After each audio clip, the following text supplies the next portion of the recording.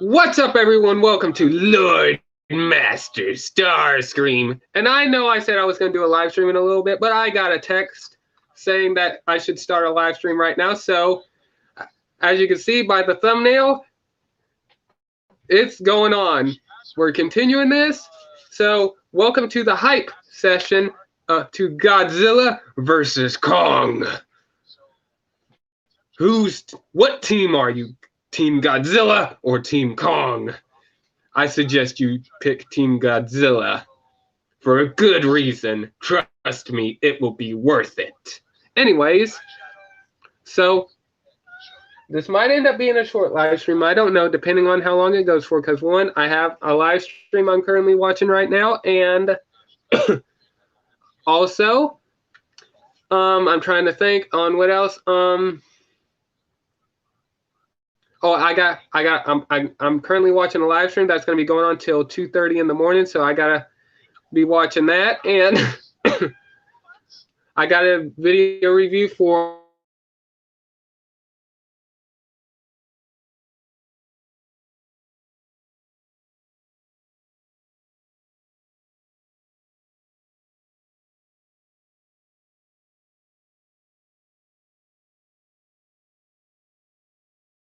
there we go. Sorry about that, guys. I'm going to kill my camera for now. There we go. Spoiler alert, that's how they win. Oh, shit. Got you, guys. Got you. Got him. Got him. So, hang on. Yeah. Anyways, I'm going to send a text saying I'm live now. Let me see here.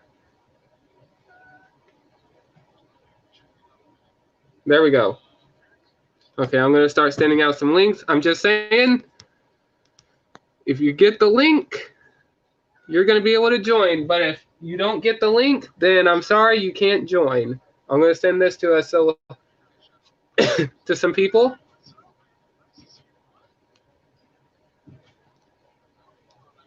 So I'm going to send that right there. And I'm going to send this to Ruben. And in case he wants to join, I'm going to send this out to excuse me, TFN Geek. And also I'm going to send this to, wait, hold on. I don't know if she'd be able to join, but still I'm going to send it to Baby Mahal. And yeah, there we go. Let me see here. Let me see. I sent you a link. Alrighty. And right now my cat's being a total douchebag right now. Every time I have to be on the camera, she just wants to try to ruin everything for me. It really gets on my nerves. Like I said, I am still a little sick right now, so give me a minute. I'm currently watching my live stream right now. Let me see here. Hold on a minute.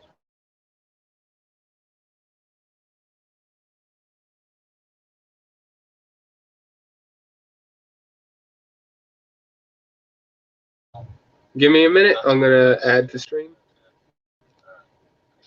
Let me see here. Add the stream. What's up, man? Hey, how you doing? You doing good? Can you hear me? Yeah, I'm good. Yeah, I'm good. I'm currently watching a live stream right now that on another channel. Yeah, give me a minute. Well, yeah, I'm going to be going to bed very, very soon.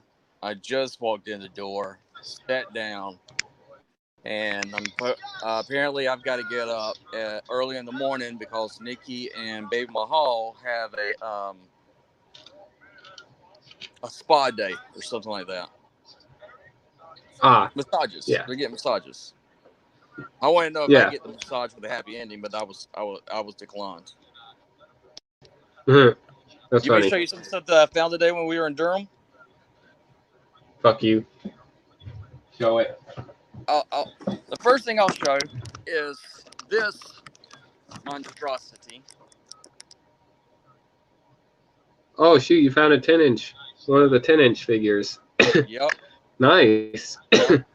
Found How him much are those today. figures? Because I think it was 20. how much are the 10 inches? I think it was 20. Okay. All right. And then Nikki found this, Nice. and then Nikki found this is Ricky the Nice. Dragon Steamboat, and then Nikki, one of Nikki's favorite wrestlers is Becky Lynch. So she found Becky Oh, Lynch, and sweet. these are all made from the He-Man molds, which is really cool. And they apparently have a comic book that comes with them also, which I thought was really cool. Nice. And then so let me show off the thing. I went ahead and opened up the Jazz, and I'm gonna probably do a review. It did not break coming out of the box, so I was very surprised. I do see some of the QC issues that people are talking about, but the only thing that's translucent on this whole figure is the cab here. The wings. Yeah, you have to properly transform the back.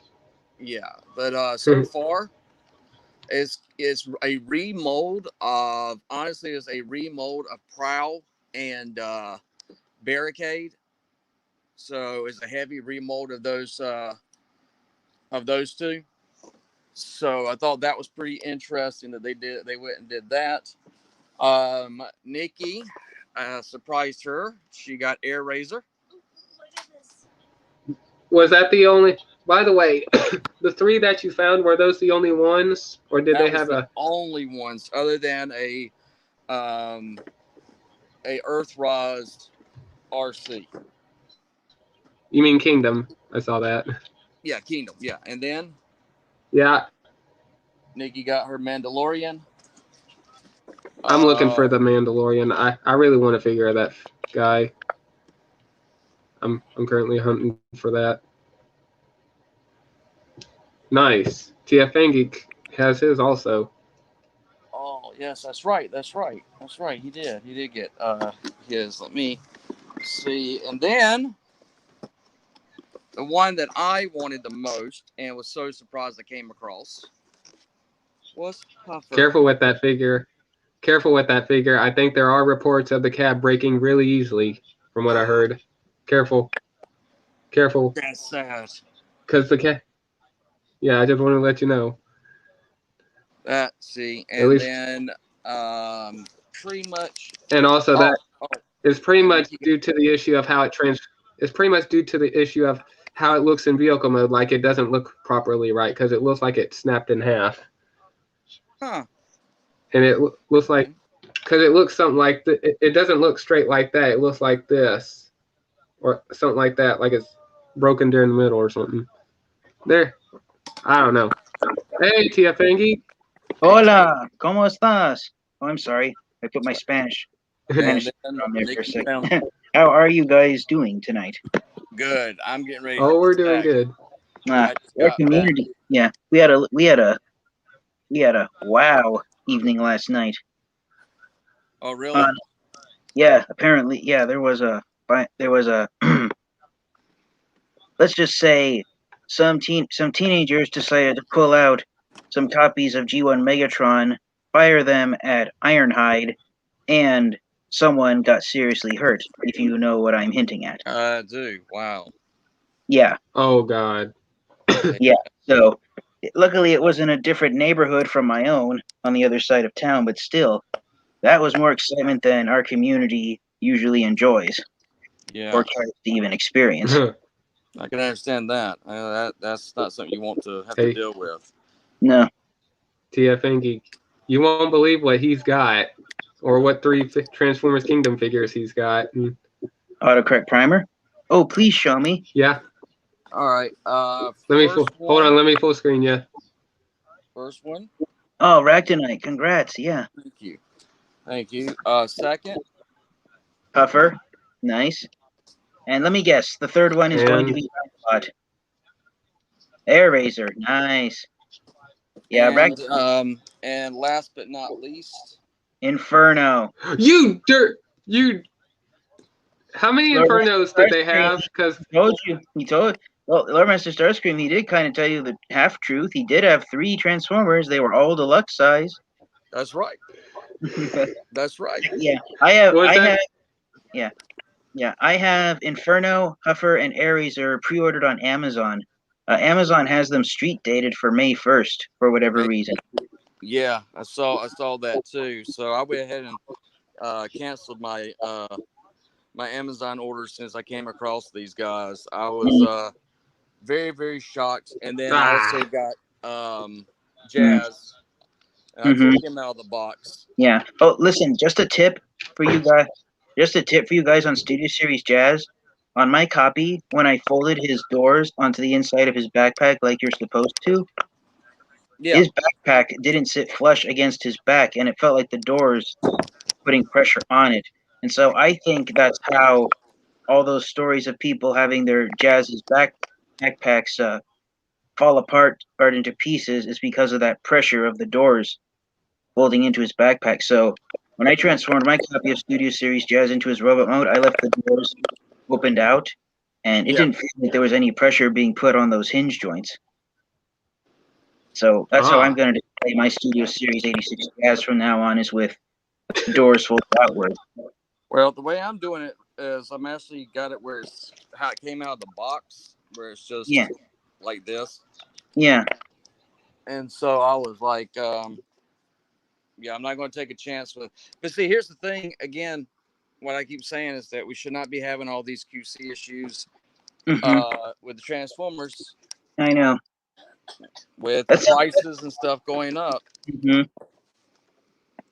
That's just crazy. I mean, Nikki, and then Nikki got this from the Mandalorian,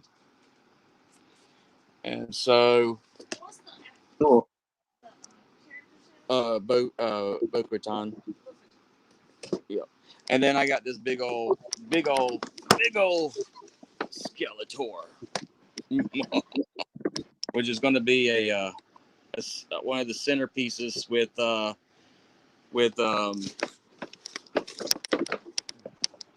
other big bots that we have. Gabriel, which is actually Omega Supreme, Predaking, Devastator, and Tripticon, and trying to think who's the and supposed to be getting in Scorponok. Mm. Hey, Congrats. Otto. Yeah. There's a Generation Selects repaint of Scorponok Yeah, they that announced was it just today. revealed. Oh, really? What's the name of it? Yeah, they announced it today. Just like the Generation 1 version of Scorponok, Earthrise Scorponok is going to be repainted and retooled into the character of Black Zarak. Oh, okay. So what happened was And it. Go ahead. after the Headmasters, Scorponok, after he was defeated, the Autobots thought he was dead, but he wasn't. He just went into exile, and towards the end of Transformers Victory, he came back, upgraded with a new body and new armor and along with his new look, he had a new name of Black Zarak. Oh, Yeah, right.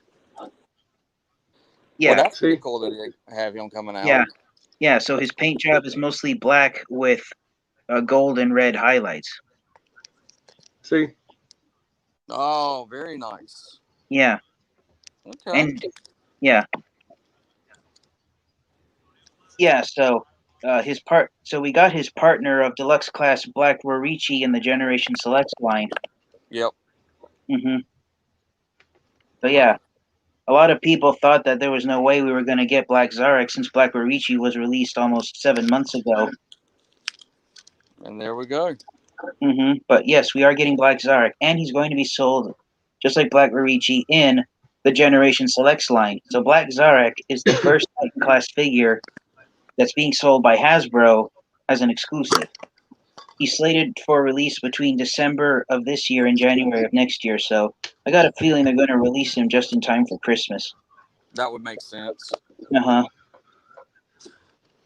Yeah, that would definitely make sense. Mm-hmm. But And yeah, and then Lord Master Starscream was telling me something about the cab for Huffer.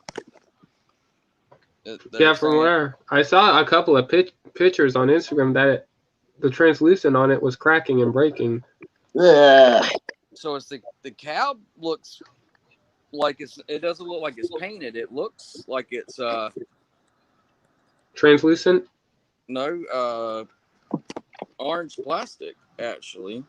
Let me look. I don't know what to tell you. Huh. Let me see if I can find the photo. See if I can look at product photos. This is why I don't actually like when the product photos are CGI renders and aren't photos of the actual prototype of the figure. I agree there. Because it's hard to tell what materials are being used on the final product. Man, I'm still Okay, shocked yeah. about that grapple. Go ahead. Okay, yeah. So autocorrect primer and Lord Mr. Starscream, you're both right. The windows on Huffer are a separate clear plastic piece. The truck cab itself is orange plastic, but the windows are a separate plastic piece that's been inserted inside. Ah, Okay. Yeah, I'm trying to think of yeah, another Transformer that had windows like that where they were separate plastic pieces.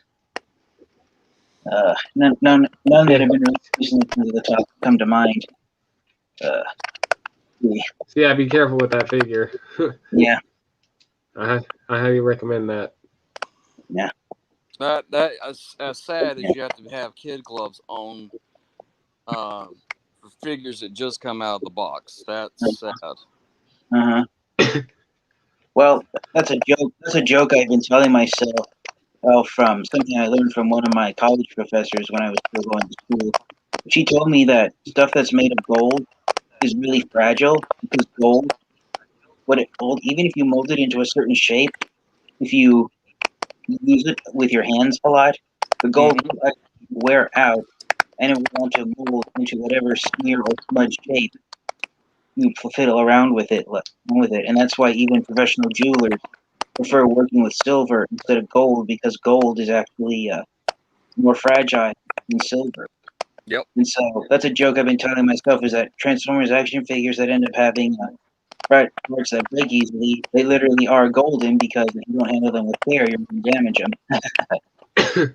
And see, that's the thing is that I mean, I'm not wanting to be forking out so much money for Transformers if they're going to start just being this fragile though. Mm-hmm. My money will probably go towards another line or do something else, but hopefully that won't be the case for long. Maybe they're just And because they're coming out quickly. Maybe that's why. and hopefully I'll be able to get my Studio Series 86 Grimlock in tomorrow. I haven't got it in today, so hopefully I'll get that in tomorrow. Yeah, I'm passing on Grimlock for now because I'm concentrating on finding a Kingdom Dinobot and the other figures that Autocorrect Primer found: Inferno, Huffer, and Air. Yeah. Was that the only Inferno they have? Because that's what I'm looking for. Yeah, this was the only one. This was the only one they had. There was like one each thing that was there, and I was so I grabbed all their stuff. I actually looked around for a while. What was that? What about your model kit? Oh, where's the model kit? Did the model kit make it in the house? Yeah. Guys, I will be back in just one moment. Okay, I have to do something important, but I will be back in a moment. Okay. All right. Let me go All right. I'm gonna just mute my mic. I'll be right back. All right.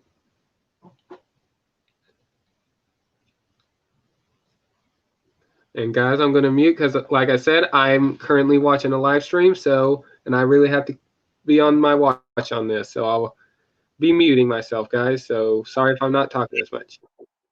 Okay. By the way, that Scorponok repaint looks cool. Completely agree.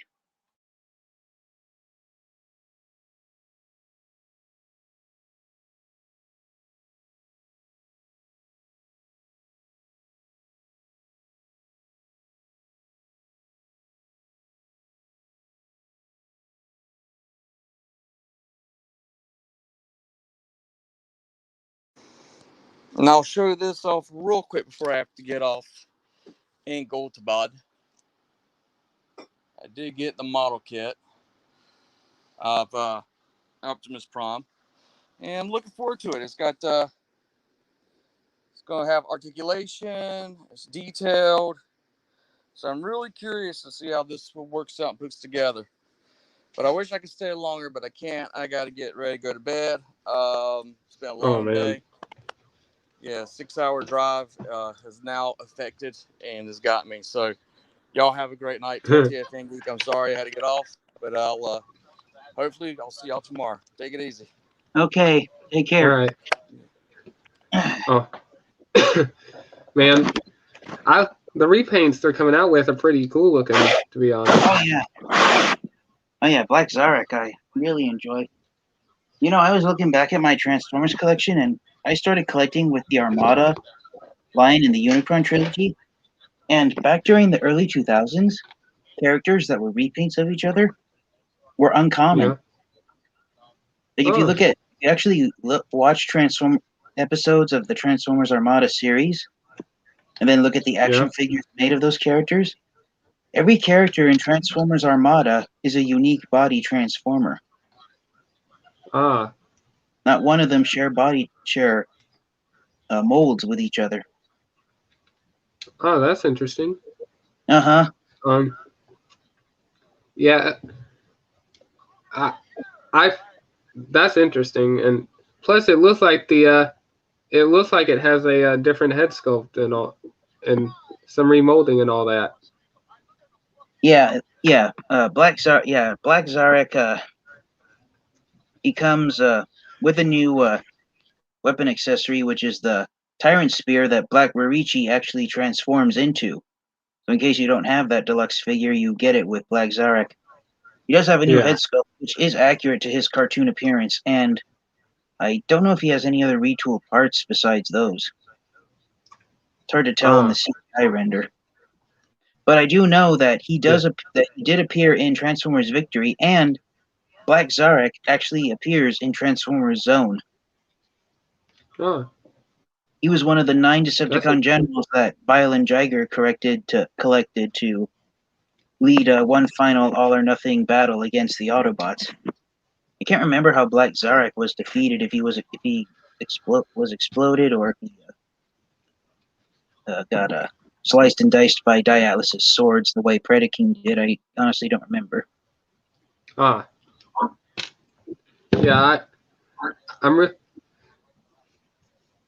Yeah, I forgot what I was gonna say. Shoot.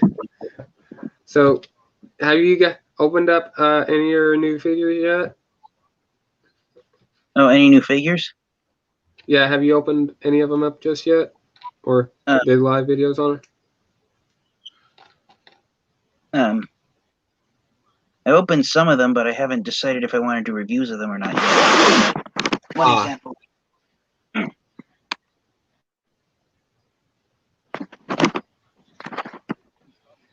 It's like one example. I actually got this a while ago. Is the Galactic Odyssey Micromasters set. Yeah.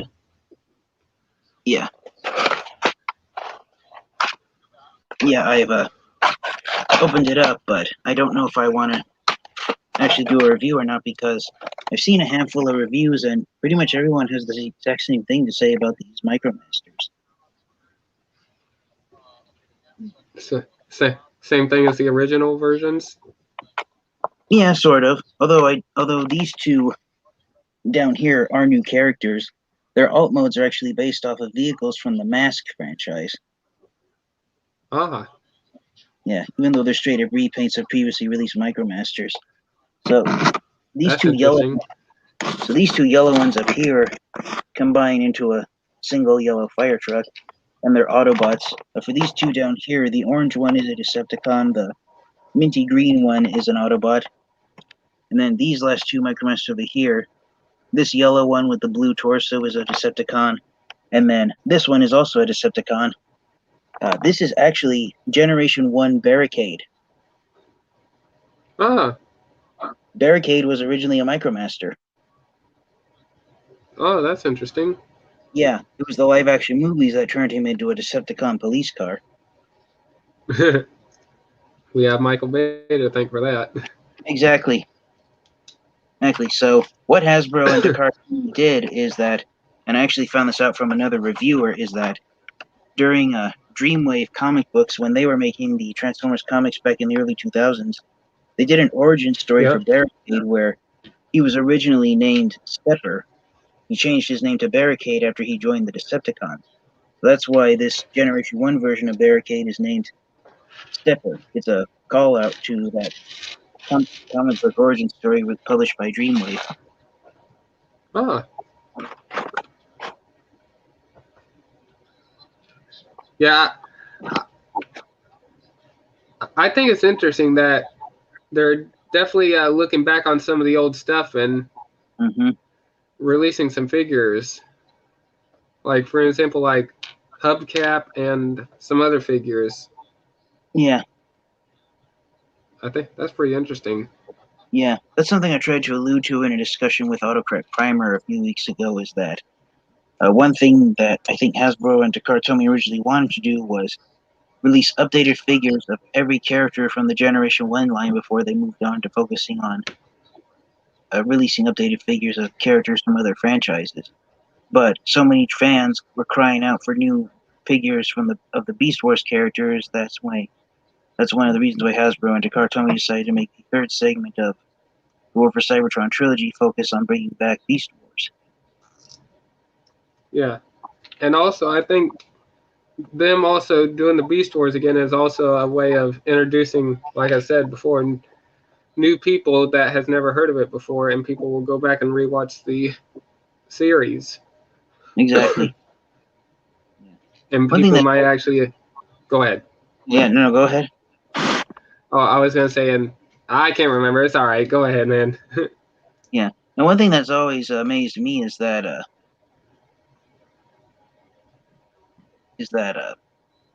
what Hasbro and Takara Tomy tried to do with the Beast Wars franchise was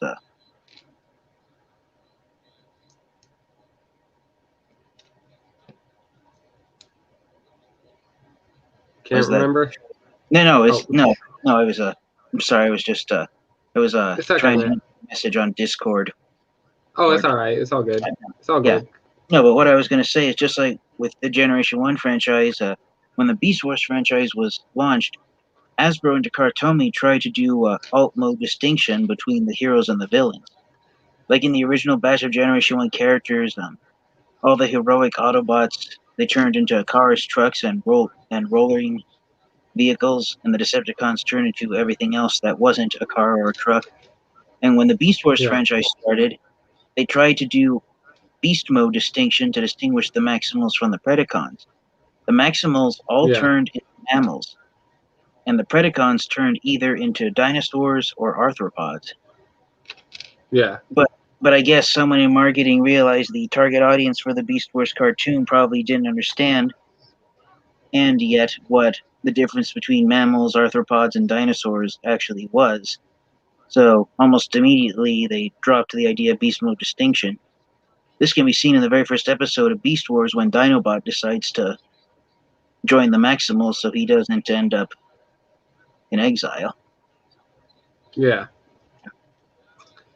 Yeah, Dinobot was one of my favorite characters in the Beast Wars series. And I can hardly wait to see who they get to play Dinobot in Kingdom also. I'm curious how they're going to do that.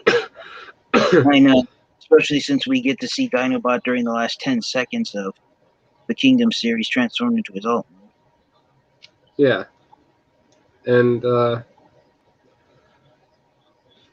can't remember what I was going to say. All right, my train of thought derails all the time. Yeah. Yeah. Like I said, I wonder who they're going to get to play the character of Dinobot, like especially all the other characters, like Cheetor, Rat Trap, and Optimus Primal, and Megatron, and all that. Yeah. My question is how many Beast Wars characters are actually going to appear in the Netflix series? Yeah, that's what I'm wondering too. I don't think I'm getting a feeling they might not use everyone, unless I guess they might be off around the world doing missions or something like that as an excuse. Yeah. And go ahead. No, I was just going to say that's probably a good idea of the storytelling they might be doing. Yeah. And I look forward to seeing the other Kingdom figures they have that we haven't seen yet, like Rhinox and Tigertron, since those are Voyagers. Yeah. Pterosaur is going to be a deluxe. Yeah. And I'm curious if Pterosaur is going to make an appearance also. Yeah. But we don't see him on any of the box art, so maybe not. No, but we do see Scorponok on the box art. Yeah, and also Waspinator. And I'm also curious on what Team Dinobot will be on, because the Kingdom box art has him labeled as a Predacon. But on the Dinobot figure, he never really had any faction symbols on him. No, he doesn't. So you're left to decide which side of the battlefield he's fighting on. Me personally, I would just leave him as the Maximal, because that's what I know him as. Yeah, same here. I just hope they don't do what they did in the Beast Wars series and have Dinobot die in the last scene. I hope they don't do that neither. I wouldn't want to see it a third time. Because we already seen it. Yes. Go ahead. Yeah, someone asked me once several years ago. What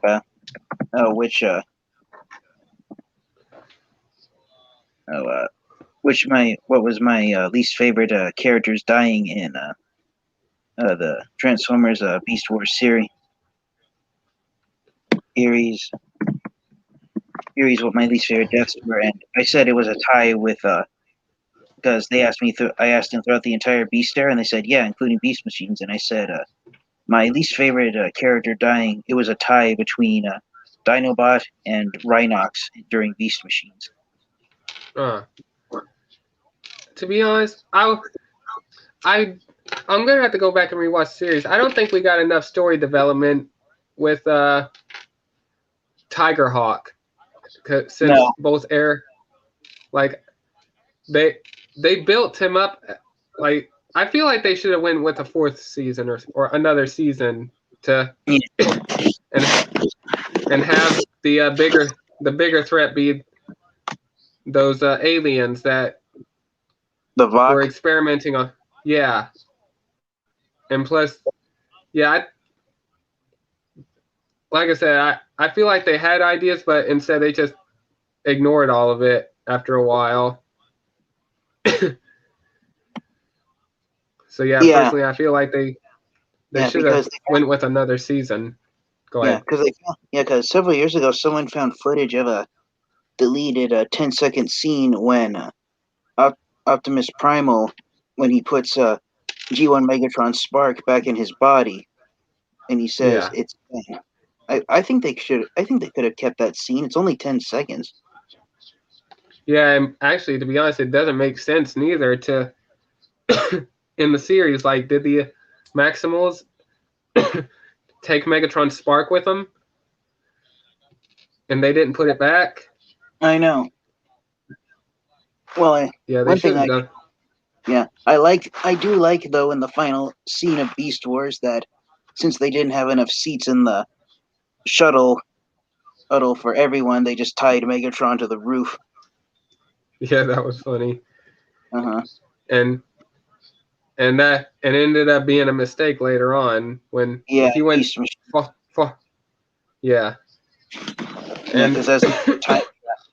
when they were time traveling, Megatron broke free of his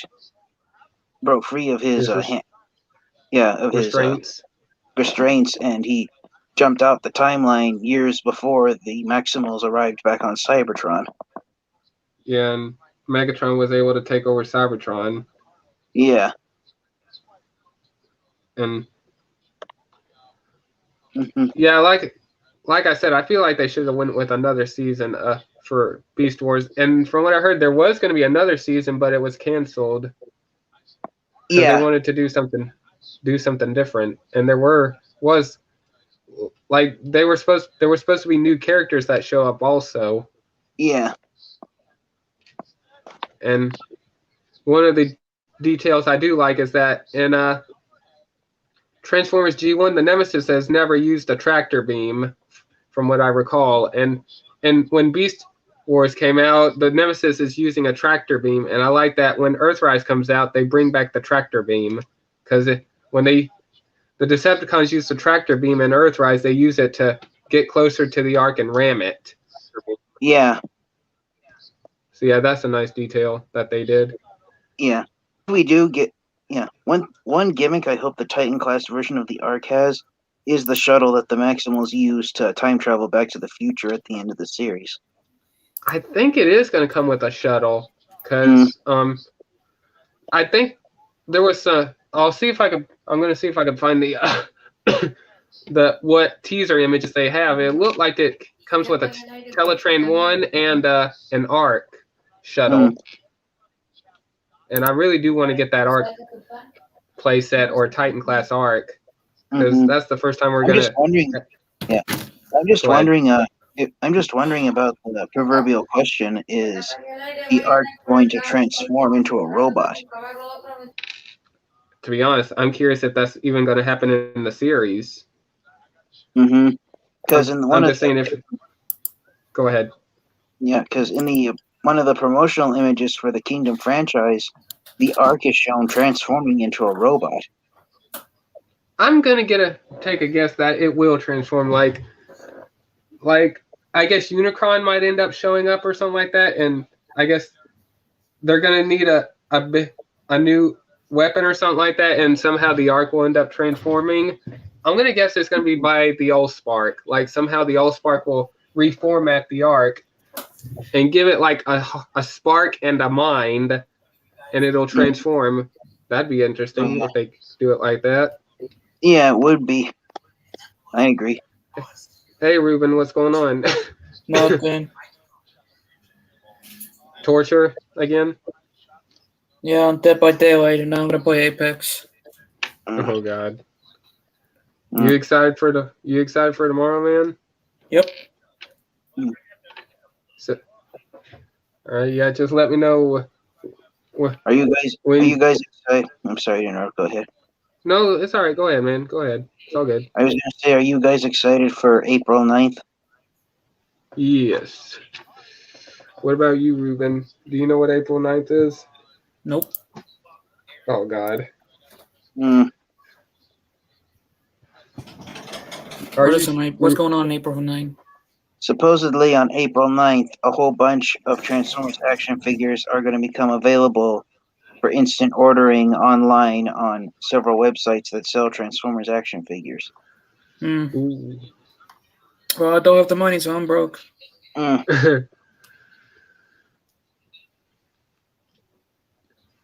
man. Yay. You guys already know I'm broke. Oh, hey, Jesus Christ. We all go broke sometime in life. It's just a matter of when and where. But yeah, like I was saying, I'm curious on one, if the Ark is gonna be able to transform in Kingdom, and if it's gonna, or what the name of the character is gonna be. Actually, in the promotional image, the promotional image for the Kingdom line that shows the Ark as transforming into a robot. That design is actually based off a Transformers character from some of the Transformers comic books. The character is known as quote unquote the last Autobot. His actual name is Optimus Maximus, and supposedly, it's the character was featured in the Marvel's Generation 1 comic books, and supposedly Optimus Maximus is from an alternate future where he is the very last Autobot, and the other Transformers that exist are Decepticons being controlled by Unicron. Autonomous Maximus spends most of his life running away from the Decepticons and finding the means to build more Autobots like him, so he's no longer the last Autobot to exist. Now, to be honest with you, I am curious if they might put that story in Kingdom, like somehow something will happen to all the Maximals and Predacons and Autobots and Decepticons, and the Ark might end up doing some time travel stuff or something like that.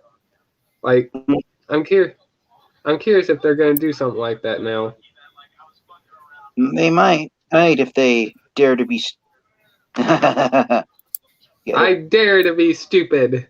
I am Retgar. I dare to be stupid. You know what? I saw a discussion about that, about people asking about which Transformers characters they like to see released in the Studio Series 86 line, and I'd love for a new figure of Retgar to be released. Yes. Because between the Kingdom line and the Studio Series 86 line, and even the Earthrise line, Retgar is the only Autobot from the G1 movie that hasn't been given an updated figure yet. In a long time, to be honest with you. Yeah. In the Studio Series line, we got Hot Rod, Cup, Blur. We're getting Ultraman. We got in the Kingdom and Siege and Earthrise lines, we got Springer, Ultra Magnus, RC. We're getting Rodimus Prime in the Kingdom line. The only Autobots introduced in the G1 movie that haven't been given updated action figures yet are Retgar and Wheelie. Yeah. I gotta say this. I'm excited for the Studio Series Grimlock. I'm hoping it comes in tomorrow. I'm keeping my fingers crossed on it. But the only thing, I really did like the Wheelie at first, but after looking at it and watching some reviews on it, now I don't like it because he's just stuck in a pose. He's not articulated. That's the only complaint. I feel like that is a waste of a figure, in my opinion, and my opinion might change when I have it in hand, but I'm just going to keep him displayed on Grimlock's shoulder. Yeah. Well, I actually found out, the other day I went back to watched the Generation 1 movie, and I could not believe it. One of the reasons why that non-transforming figure of Wheelie is packaged with Grimlock, Wheelie does not transform at all during the Generation 1 movie. Wheelie does not transform into his alt mode until the Season 3 episodes begin. And half the time and most of Wheelie's appearances in the film, he's either running around transformed in robot mode, or he is in fact riding on top of Grimlock. So that non-transforming Wheelie figure coming with Grimlock is in fact screen accurate to Wheelie's appearance in the G1 film. I wonder how Autocorrect Primer is going to feel about that, because he doesn't like that Wheelie figure. Now I wonder if he's going to have a different opinion. Who knows? Wow. But yeah. I didn't know that. When I was looking at how all the characters in the Studio Series 86 line are ones that appear in the movie, I thought to myself, maybe there's a reason that Wheelie figure is packaged with Grimlock. And lo and behold, I went back to watch the movie again to make sure, and sure enough, Wheelie never transforms during the film, and half the time he's around, he's riding on top of Grimlock. So it's one of the reasons why that most likely will be the only Studio Series 86 Wheelie figure we'll actually get, because he doesn't transform into his alt mode at all. We haven't got a Wheelie figure in a long time, like a decent one that will actually transform. And the last one was the Titans Return figure in 2016. Yeah, it's been 5 years since the last Wheelie figure. Yeah, people are actually rebuying that figure to display it with the Grimlock, because that Wheelie figure is not doing that well. I seen one reviewer rebuy that figure just for the Grimlock. Yeah, part of the reason why is the non-transforming Wheelie figurine that's packaged with Grimlock. His legs aren't posable, and they're bent at the knees, so he's stuck in a permanently squatted position.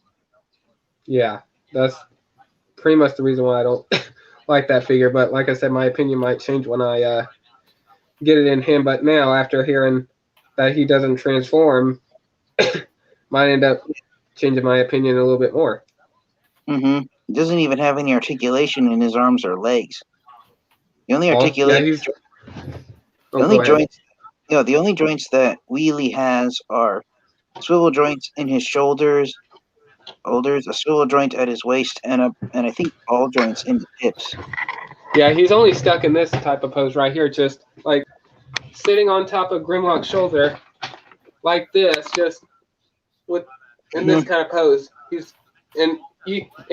Even if you try to stand him up, he's just gonna be like sitting in the air doing that. Exactly. I just don't. It's weird. I wish I feel like they could have gave him at least some articulation, but maybe it's due to budget reasons, but I don't want to think of that as an excuse. But still.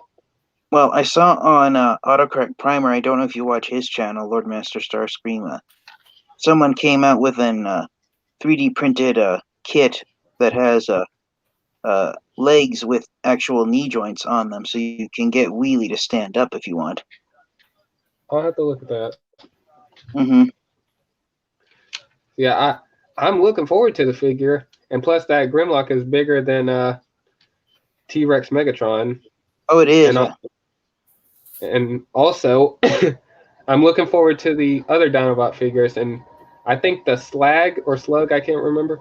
That one has been listed as a leader class, and I think it's supposed to come with Daniel or something like that. So yeah, I'm looking forward to that figure. I'm gonna guess that. Well, we got Grimlock as a leader. I can't remember all the names, but I would say the Triceratops one. Swoop, Snarl, Slag, and Sludge. Which one was the Triceratops? Slag. Yeah, that one I would say is a leader class. And Autocorrect Primer said that Sludge, is that the name of the Brachiosaurus one? Yeah, Sludge. Yeah, that one would be like a commander class, because I mean, I would have to say I think that would really suit that character, because I mean, Brachiosauruses are bigger than T-Rexes and all that. Yeah, that was one of the gripes that some Transformers fans had when the Power of the Primes Dinobots were released. Everyone was hoping that Sludge might be the largest of the Dinobots, since he transforms into the physically largest dinosaur out of all of them. Yeah. And Swoop, I would have to say it's going to be a Voyager class, probably. I would say a deluxe class, but the Dinobots are pretty big, so I'm going to say a Voyager class. And same thing with Stegosaurus. Yeah, that one I would have. Yeah, that one is probably going to be a leader class, or maybe a Voyager class. Maybe a Voyager class. Get a figure of Snarl. Well, I mean, if they're doing the Studio Series 86 line, hopefully they'll we'll get all the Dinobots. Yeah. I mean, we haven't got decent Dinobots in a long time, if I'm not mistaken. We need more. We need new renditions of them. I agree. If I had to choose which characters I'd want in the Studio Series 86 line, it would be deluxe class size of Insecticons. Oh yes, we haven't gotten Insecticons in a long time. The last ones were the Legends class figures in the Prime Wars trilogy. Yeah, I really want to see a gun Megatron, but I know we're not going to get that because of gun laws. Maybe we might get a G1-esque Megatron, but it's just going to end up being a tank. Yeah, which is what the Siege and Earthrise versions of him are. Yeah, and I think you said this was a character you wanted to see. I can't remember unless it was Otto. I would like to see Blaster. We haven't had Blaster, and we haven't got. Yes, we haven't got figures of those in a long time. What? And Titans Return. That was the last line we got figures of those two. Yeah, and they could totally remold and redo the Earthrise Soundwave into a G1 accurate version. And I don't think they need to redo the Quintessons, because they did do a repaint for the Pit of Judgment set. That is G1 accurate. So I guess you could do that unless they decide to.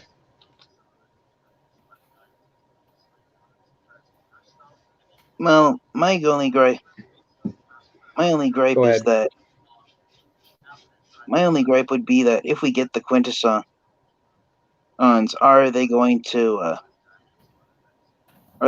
be re-releases of the Earthrise Quintesson Judge, or are they going to be new molds? Yeah, I am curious about that, and I would like to see them do a G1 Unicron, but we already have a Unicron figure out there, and I'm shocked that TF Collector actually got that figure. Mm-hmm. Yeah, and he did a live video of it not too long ago, or a live review, I should say. I haven't seen it yet, but I got the notification. But man, I bet it's awesome to have that figure. Mm-hmm. Although I And think it was either Prime versus Prime or Tauntaun Reviews. Someone who did a review on Unicron said that the thin panel sections of his planet mode are so thin. removable. What? Oh, I was gonna No, say removable, but go ahead. yeah, no, it's that they're so thin that if you move them around too roughly, then stress marks will appear with ease. Oh God, Mm-hmm. that's not. Wow, what? I think people should have took their time on that figure. Let me see. Does it come out tonight at 12? I think it's supposed to come out either maybe right around 3 in the morning on HBO Max. I don't know, man. You might be able to look it up, but hey, the times are different in certain areas from what I know. But yeah, like I said, that's just sad. Like I said, I feel like they're rushing the figures. And I saw on Discord someone that had excuse me, Earthrise hoist. He cracked in them straight through the chest, like split. Ugh. Yeah, and that's because the whole chest section is clear plastic. Yeah, I believe Autocorrect Primer brought this up that Earthrise has suffered with translucent plastic, and I have to say, I think it did. Yeah, that's one thing I would say earlier before Autocorrect Primer left was that it seems kind of redundant that they make windows out of plastic for the sake of them looking like realistic windows, because when you peek inside, you don't see car seats and a steering wheel. You see robot mode parts, so would I don't actually understand the. what? Go ahead. Oh, I was going to say, I don't understand the point of translucent windows now. If that's what they're doing, they're not showing any chairs or anything like that. Go ahead. Yeah. So the point I was trying to get at, the windows not being made out of clear plastic would actually help the figures look more like robots in disguise. Yeah. I'm trying to think of some other characters that not many characters appeared in G1 or in the G1 movie. We pretty much got Siege figures of versions, but I would like to see Devastator be released for the Studio Series line, since we have the Revenge of the Fallen version. I think it would be I think it would be a good idea if they re-released each individual or Constructicons, just like what they did with the Revenge of the Fallen Devastator. No. Yeah. And so I have a question. Would you want the Constructicons to be brand new molds, or would you want them to be re-releases of the Combiner Wars Constructicons? I don't know if the Combiner Wars one is G1 accurate, but if it helped, I guess a re-release of that figure individually would help people buy that figure or get their hands on it instead of paying for a whole set. Yeah. But I think I really haven't owned that figure. I'm hoping I'll be able to get that Combiner Wars Devastator one day. But me personally, I think maybe some new molds. Yeah, might be a better option. Yeah, and have it more G1 accurate, because Combiner Wars Devastator was doing its own thing in the Prime Wars trilogy. Mm-hmm. And even though Devastator appeared for a brief, like a short scene, just to break down a door, and then later on the Constructicons get thrown out of Astro Train and thrown into space. Mm-hmm. Wait a minute. Hold on a minute. I just realized something. I'll have to go back and rewatch G1 now. Did Starscream throw the Constructicons out of Astro Train along with Megatron? No, they threw out Thundercracker, Skywarp, and the Insecticons. Oh, okay. I was going to say, if Starscream threw them out, I was going to say they appeared at the coronation scene. No, they didn't get thrown out because right after Starscream says he's new Decepticon leader, the other Decepticons start arguing it. Scrapper says, Constructicons form Devastator's most powerful robot. Therefore, we should rule. And right after he says that, that's when Soundwave says one of the most famous lines from the movie. Soundwave superior, Constructicons inferior. And I think it's funny, they try to combine in Astro Train, but they can't. No, they actually do. That's a joke from that movie, is that Astro Train's cargo bay is tall enough for Devastator to stand in. Oh man, I'm going to have to go back and rewatch that. I haven't seen it in a while, so my memory. Yeah.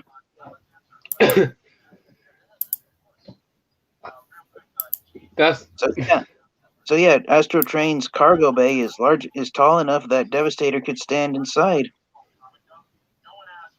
I find G1 to be funny because like I like some of the color mistakes they make. Like in some episodes, you're not seeing like Thundercracker, Skywarp, and Starscream. You're seeing like 3 Starscreams, and I just think that's funny. Or either 2 Skywarps. I think that's funny that they had some animation errors or something like that. Really wacky. Huh? Yeah, and some of the animation errors were a little wacky. Yeah. And I really do wish they continued the G1 series a little, but unfortunately it continued in Japan. And I am kind of curious if the Prime Wars trilogy was trying to continue G1, but in a different way. I think it was trying to be a prequel to G1, but they couldn't quite get everything to line up. Yeah. Up with continuity. Yeah. Yeah.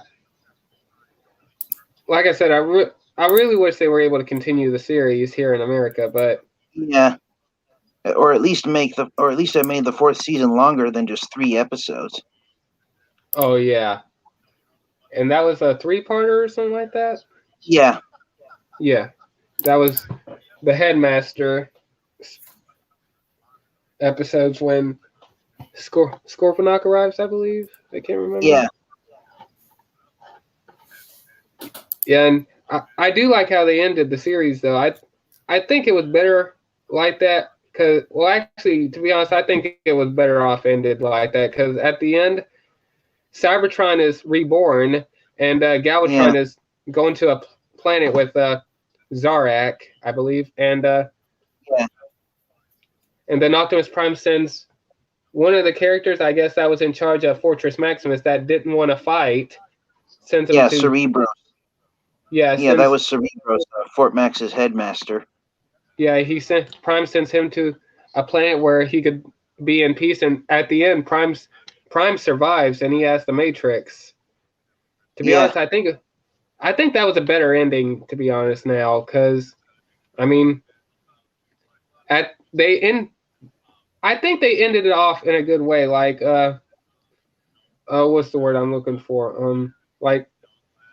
Because like at the end, like I said, Cybertron is reborn, and the Decepticons are gone, or they're exiled from the planet or something like that. So yeah, but like I said, I really do wish they were able to continue it. I know.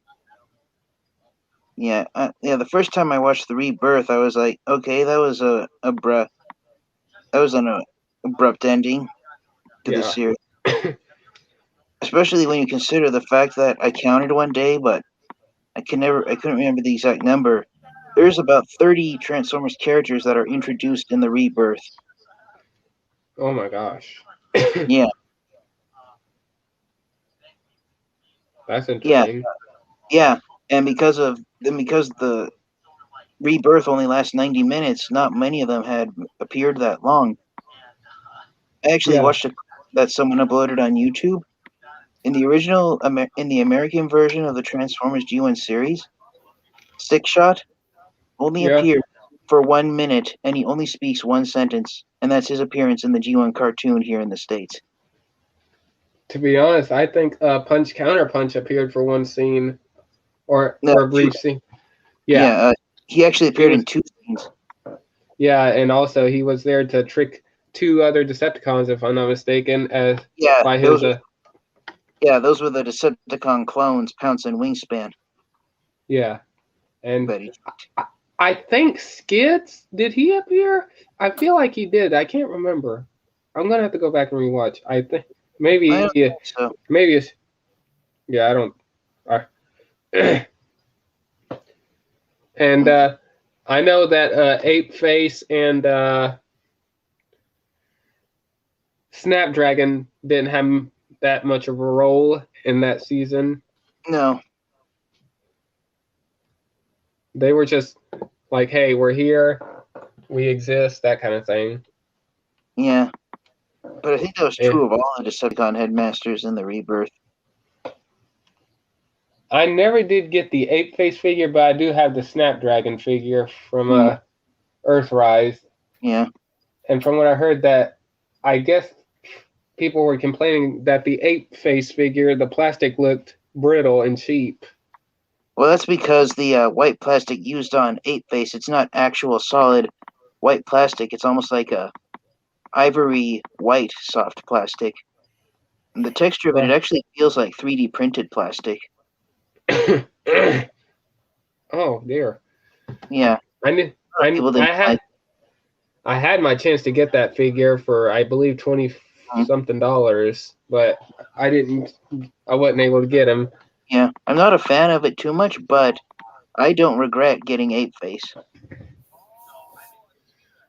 The only figures I am gonna have to I'm gonna have to get for the Siege line is I'm gonna have to get 2 more reflectors to complete the camera, and I'm gonna have to get Spinister. Huh? Yeah, good luck with that. Yeah, I think there's camera. What's that? I have the completed camera. Nice. I do believe they're going for right around $20-something on Amazon. I just have to. Yeah. I just haven't took my time to. I think it's probably just me gonna get. I'll pick them up whenever I don't know what to do with my money. I'm like, okay, I'm just gonna buy them, and I'm gonna have to get Spinister and Barricade, and I know they're going for right around $30 or something like that on Amazon. So. And yeah, I think those are the ones I'm missing. Oh, and also Mirage. The only Mirage figure I have is the Netflix version from or the Decepticon hologram version. Whenever he tried to trick Spinister and Skytread into thinking he was a Decepticon.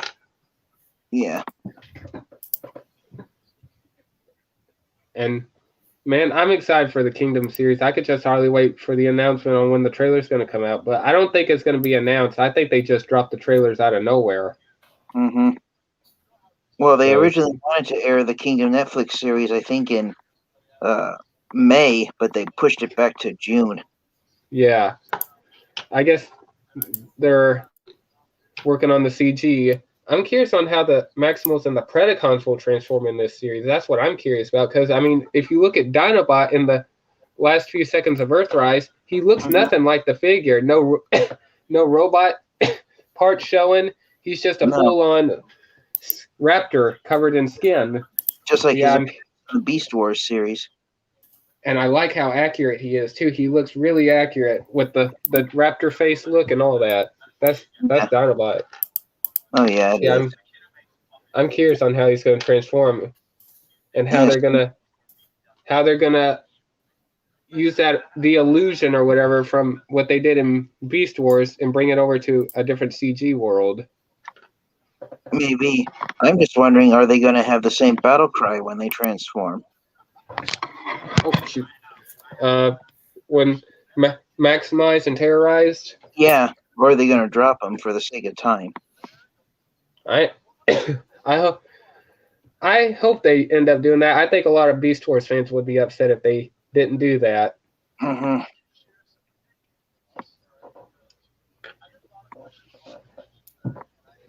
And well, yeah, man, I can hardly wait to get the other Kingdom figures. Also, I had to clear off a shelf because I have the Maximals and Predacons on one side and the Autobots and Decepticons on the other, because I wanted to keep those separate from one another instead of like leaving the Predacons and Decepticons together along with the Autobots and the Maximals. Yeah. Well, the poster image for the Kingdom Link kind of implies that.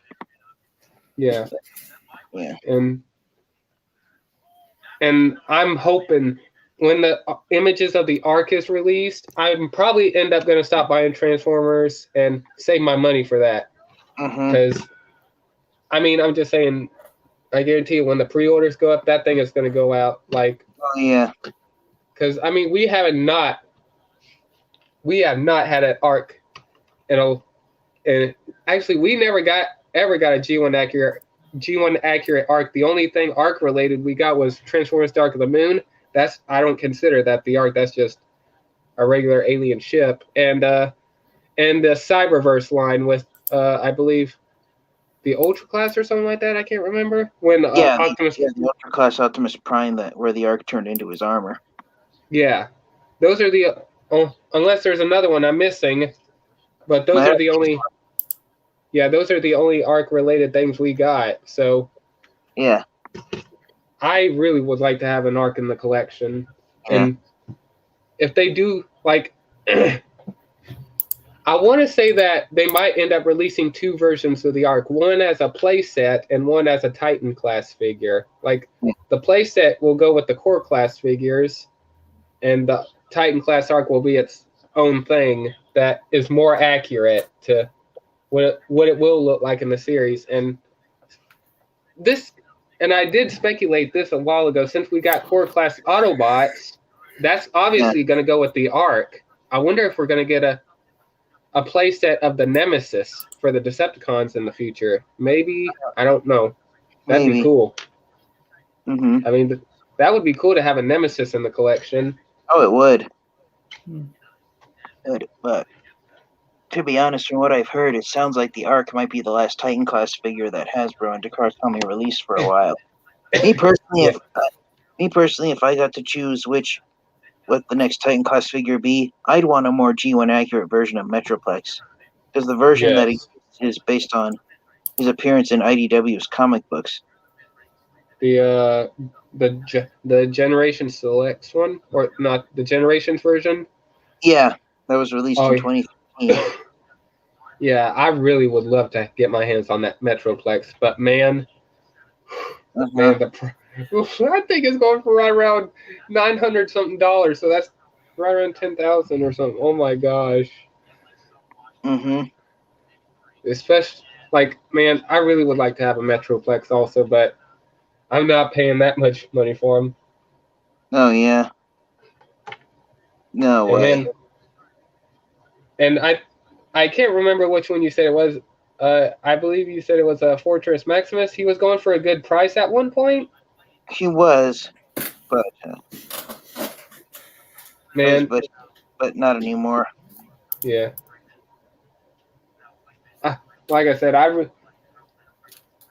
really hope that the Ark. I'm gonna guess the Titan class Ark figure is probably gonna be right around the same price as both Omega Supreme and Scorponok when they were first released. Yeah. Right around the $100 mark. So I'll have an opportunity to do that.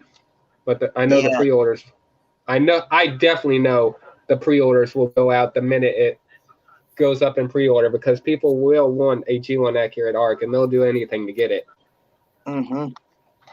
No, I agree. I think the arc is going to be a hot seller. Yes. Depending on what it looks like also, because like I said, no one has ever gotten a G1 arc before, and this will be people's opportunity to get their arc and add it to their Transformers collection. Yeah, I got a feeling that even people who just collected the original Generation 1 figures might go after the arc. Yes. This will be a big figure for them also. And all we have is those little teaser images from way back, and we still haven't got no word on it. We already got to see the deluxe, the core class, deluxe, Voyagers, and leaders, and now the commander class, and all there is left is to show the big one, which is the arc, the Titan, the Titan class, I think that's how they do it. They start out small, like core class, deluxe, Voyagers, leaders. Then now we got to see Hot Rod, the commander class, and now all we need to see is the Titan class arc. That's the big one. Oh yeah. And I'm gonna guess the Titan class arc will be the last figure they release for the Kingdom line. Maybe, unless they surprise us and announce that we're also going to get Voyager class figures of Tarantula, Angelus, and Beast Wars Inferno. Yeah. I do hope we get an Inferno for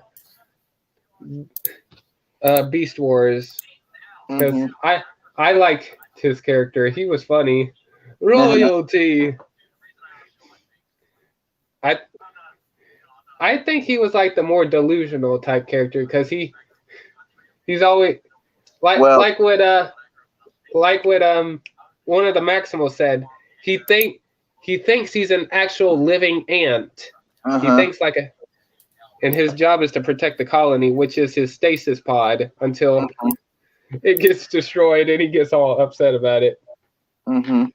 Anyways, go ahead. If I remember correctly, I think the joke with Inferno was that his stasis pod was damaged and that affected his mind.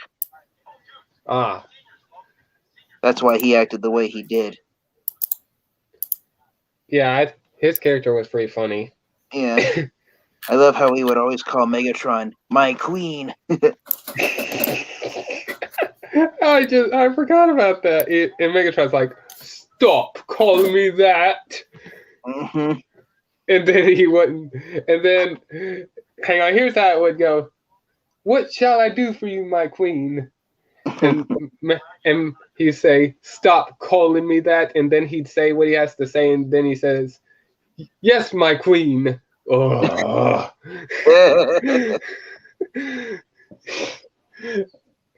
That was funny. And that reminds me, I think it's funny on one of the Beast Wars episodes when Megatron, T-Rex Megatron had to take the little Manticore girl. God, I forgot her name. Okay, I'm sure her name will pop up in a minute. I think it's funny when he had Waspinator capture her and all that, and Waspinator brought her back to the base, and Megatron just kept losing it because he was trying to no, put that there, no, there. And she just wanted to do whatever she wanted to do with the tools and everything. Yeah, and then she just made a big mess of everything, and Waspinator was legit getting his limbs torn up by something smaller than him. And then when he lands, he just completely falls to pieces. Yeah. I don't know why I thought I saw where someone counted all the times that Waspinator actually got demolished, and I think it was like either 30 or 40 times from the time it started. It's always Waspinator. I know. He's the cannon fodder of Beast Wars explosions. And I like that at the last at the last episode, he's like, I'm done. I'm tired I'm tired of always getting blown to pieces and always left behind. Uh-huh. And then So he tells Inferno and Quick Strike, if you disagree with me, then you can and kiss my striped abdomen and then blast it with your laser guns. And so they blast him. Told them to do it. and then both Inferno and Quick Strike end up losing to the Mantipores. I'll just call them the and then at the end you get to see both the snake or the cobra head and then Inferno's head being used as little musical instruments. I think that was a nice call out to Return of the Jedi. Oh god, yeah. The Ewoks using the Stormtrooper helmets to play music. And I also think it's funny that Waspinator is sitting on the throne and all the bushes come up and he's like, Wasp happy at last. Treated him like a king. And then we find out what happened to Waspinator and Beast Machines. He explains what happened, that the humans ended up turning on him. Yeah, because they got sick of him. Everything has always happened to Waspinator, like Starscream and taking over his body and what I like is that at the end of Waspinator's tiny. Oh yes, and I also think it was funny that Dinobot, Transmetal 2 Dinobot, after they were going on a mission, Waspinator, I guess, kept going on, and Dinobot just took his claws and went and then cut him into like little paper shreds and just left him there. Yeah. They actually referenced that in animated too when he got blown to pieces. Yeah. And he's crawling off with his head. He's like, Waspinator has plans, and he's just using his own head to drag his own body. That's a good reference right there. I just realized that. Oh my gosh. Yeah. I think that was also because I watched a clip of one of the first episodes of Beast Wars recently. I rewatched it, and that one of the first times that Waspinator got blown up, he actually got stuck in the Predacon's trash compactor. And so when he was split out, he was a cube with only one of his arms being able to move him around. Yeah. That was funny. And Waspinator is going on about Silverbolt like, no, I don't like Doggybot. Doggybot.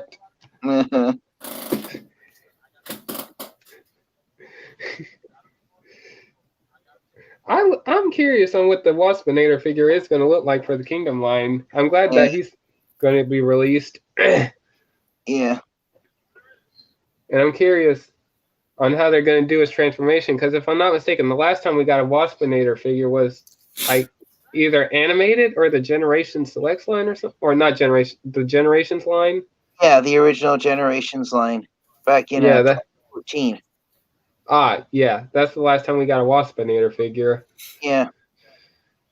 And we haven't had an Air Razor figure in a long time, and the last time we got a Cheetor figure, well, it was during Cyberverse, but also the last time we got a G1 or not G1. The last time we got a Cheetor figure was during the Generations line way back then, along with Tigertron. No, it was Dinobot. Oh yeah, and Dinobot also. Yeah. And same thing with Rhinox. The last time we got a Rhinox was the Generation. Yeah. I think the last Aireser figure we got in the Armada line. Mm-hmm. When they repainted her Transmetal body? Yeah, her Transmetal figure for the Armada line. At least in the Armada. At least the Armada version of Transmetal Aireser was more screen accurate to her Beast Wars appearance than the actual original. They also Aireser.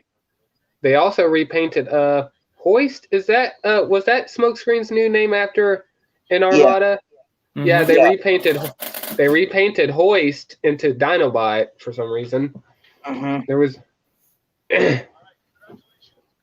And yeah, we haven't had an Optimus Primal since. Well, I don't want to count the Power of the Primes version because he only turned into like a surfboard or something. Yeah. Yeah, the previous Optimus Primal figure we got was released in the Cybertron line back in 2005. Yeah, and the last time unless you want to count the Masterpiece one, but I'm not particularly counting them. I really wish Masterpiece figures were on the price range, but because those Masterpiece figures look pretty cool for display. They're display pieces. What the hell?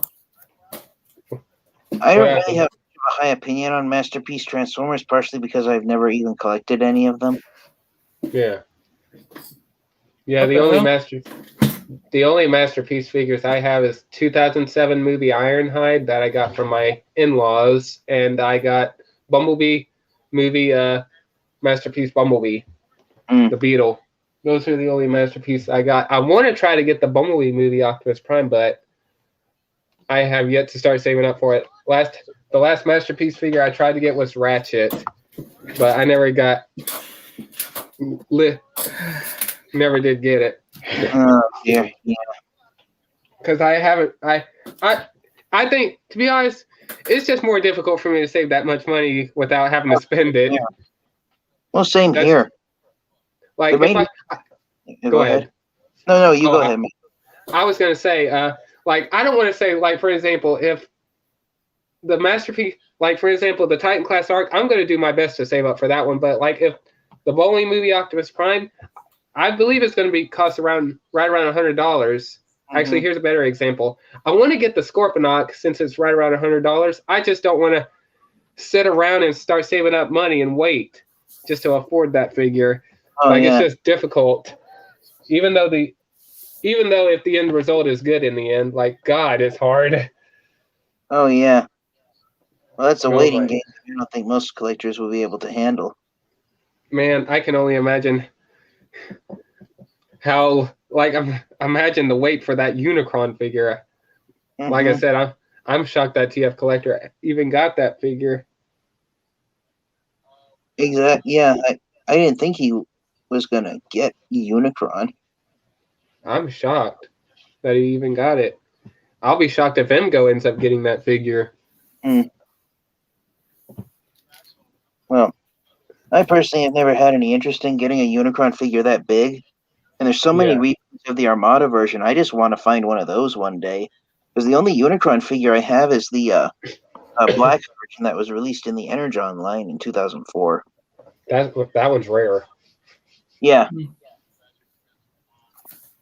And yeah, I really wanted to save up right around $600 to get that figure, but I just couldn't kick myself to sit around for a couple months just to save up that much. Personally, I think it would take me like right around maybe like 6 to 5 months or something like that just to save that much money and not spend anything. And that's the difficult thing, because there's new figures coming out, like the Kingdom and all that stuff is what I'm trying to go for right now, because I'm trying to get all the Kingdom figures before I miss my opportunity to get the Beast Wars figures, and they all go like, because I know these are I looked at my wallet, yelled at me not to starve it. Oh my gosh.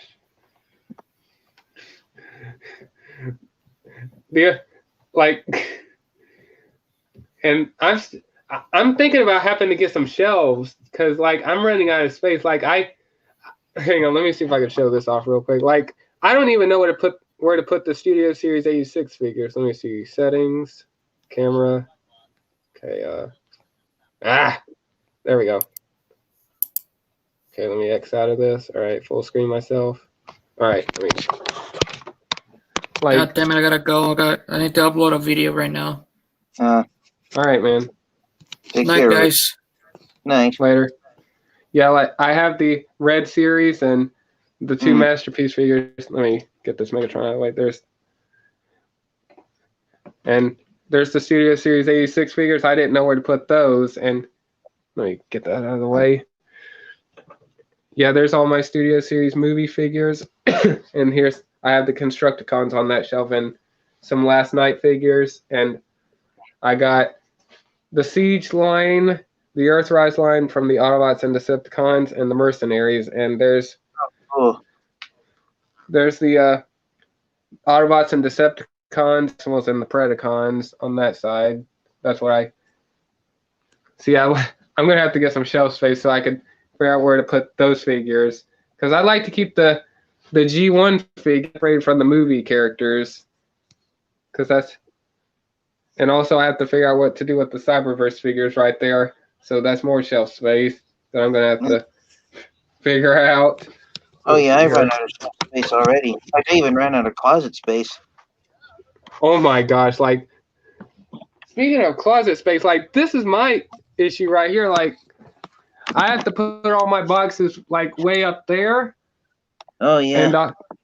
And I have hang on, let me so layout, there we go. And I have boxes right in there. Mm-hmm.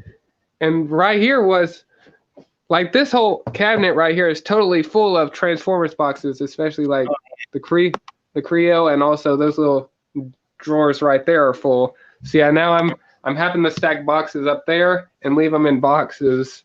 Mm-hmm. It's just, see, I'm beginning to run out of space. And I'm yeah. No. Yeah. I moved when my family and I we exchanged bedrooms, so I'm in a larger bedroom than I was before. But look at that. Hang on, give me a minute. Let me fix my camera. Okay, hopefully I got it right.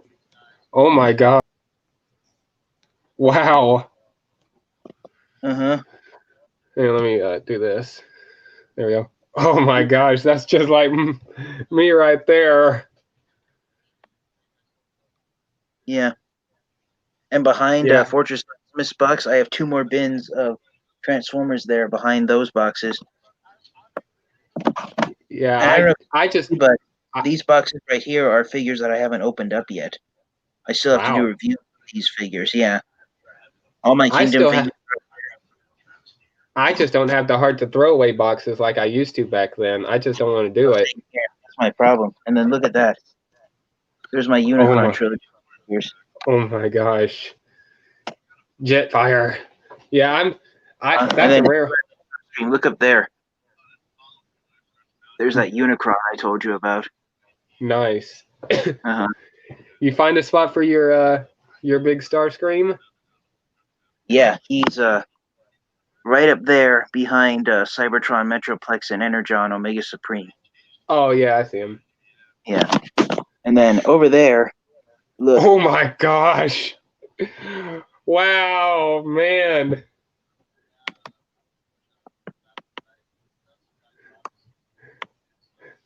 Collection of I got at least 25 years worth of stuff crammed in here. I'm probably like, this is my whole room right now. I still have to get rid of some stuff. Like, my whole room is like legit full of stuff. Like, I'm trying to figure out where to even move some stuff. I'm thinking about reorganizing, but I have so much stuff. I don't want to throw away those boxes. I just can't do it. Well, even my closet has boxes in there also. Yeah. Like, and I still have some stuff I haven't even put on display yet. That's not all my That's not all my Transformers. I have some others in a little tote in there. Like some Cybertron figures, some Transformers Prime, and all that.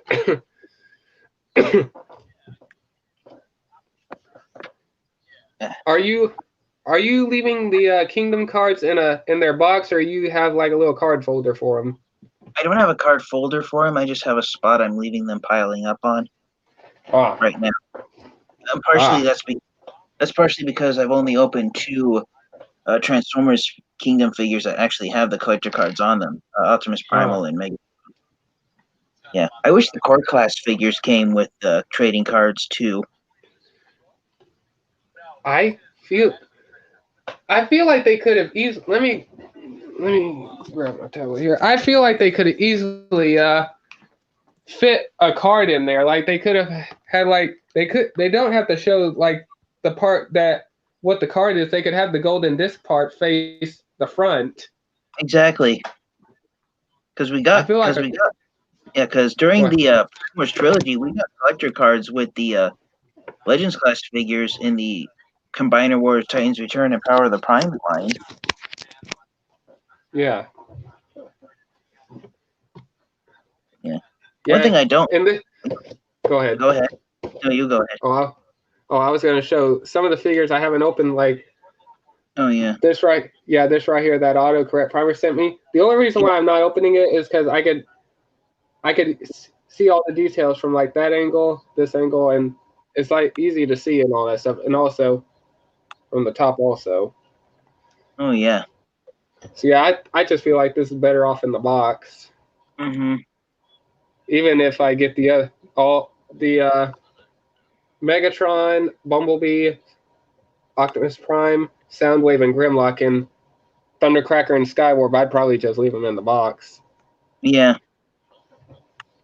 Like I said, I still have to figure out like what to do with Cyberverse figures. I did not expect to collect Cyberverse figures until those were sent to me, and I went to Five Below, and I ended up picking these two figures up. Mm-hmm.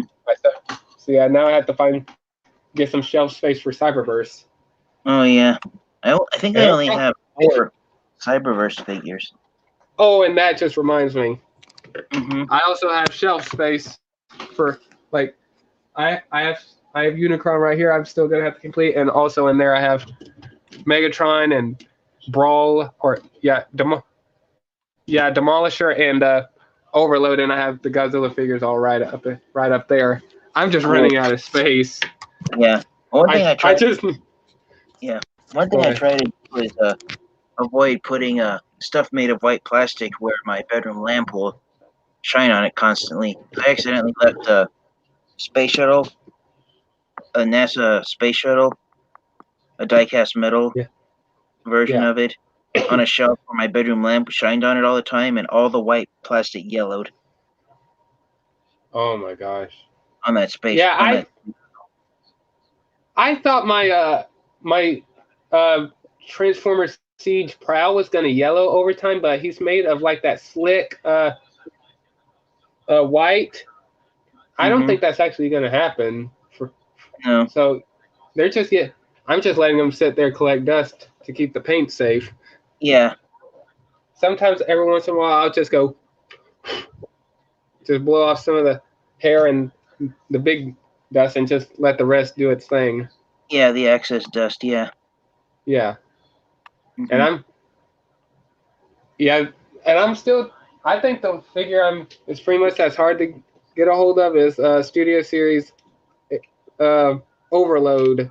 Oh, yeah. Yeah, because I'm still, that's the only figure I'm missing to complete the Constructicons. Ah, nuts. And I think the Scavenger is going for right around $30-something right now on Amazon. Wow, that's a decent price for a figure that size. Yeah, for a leader class.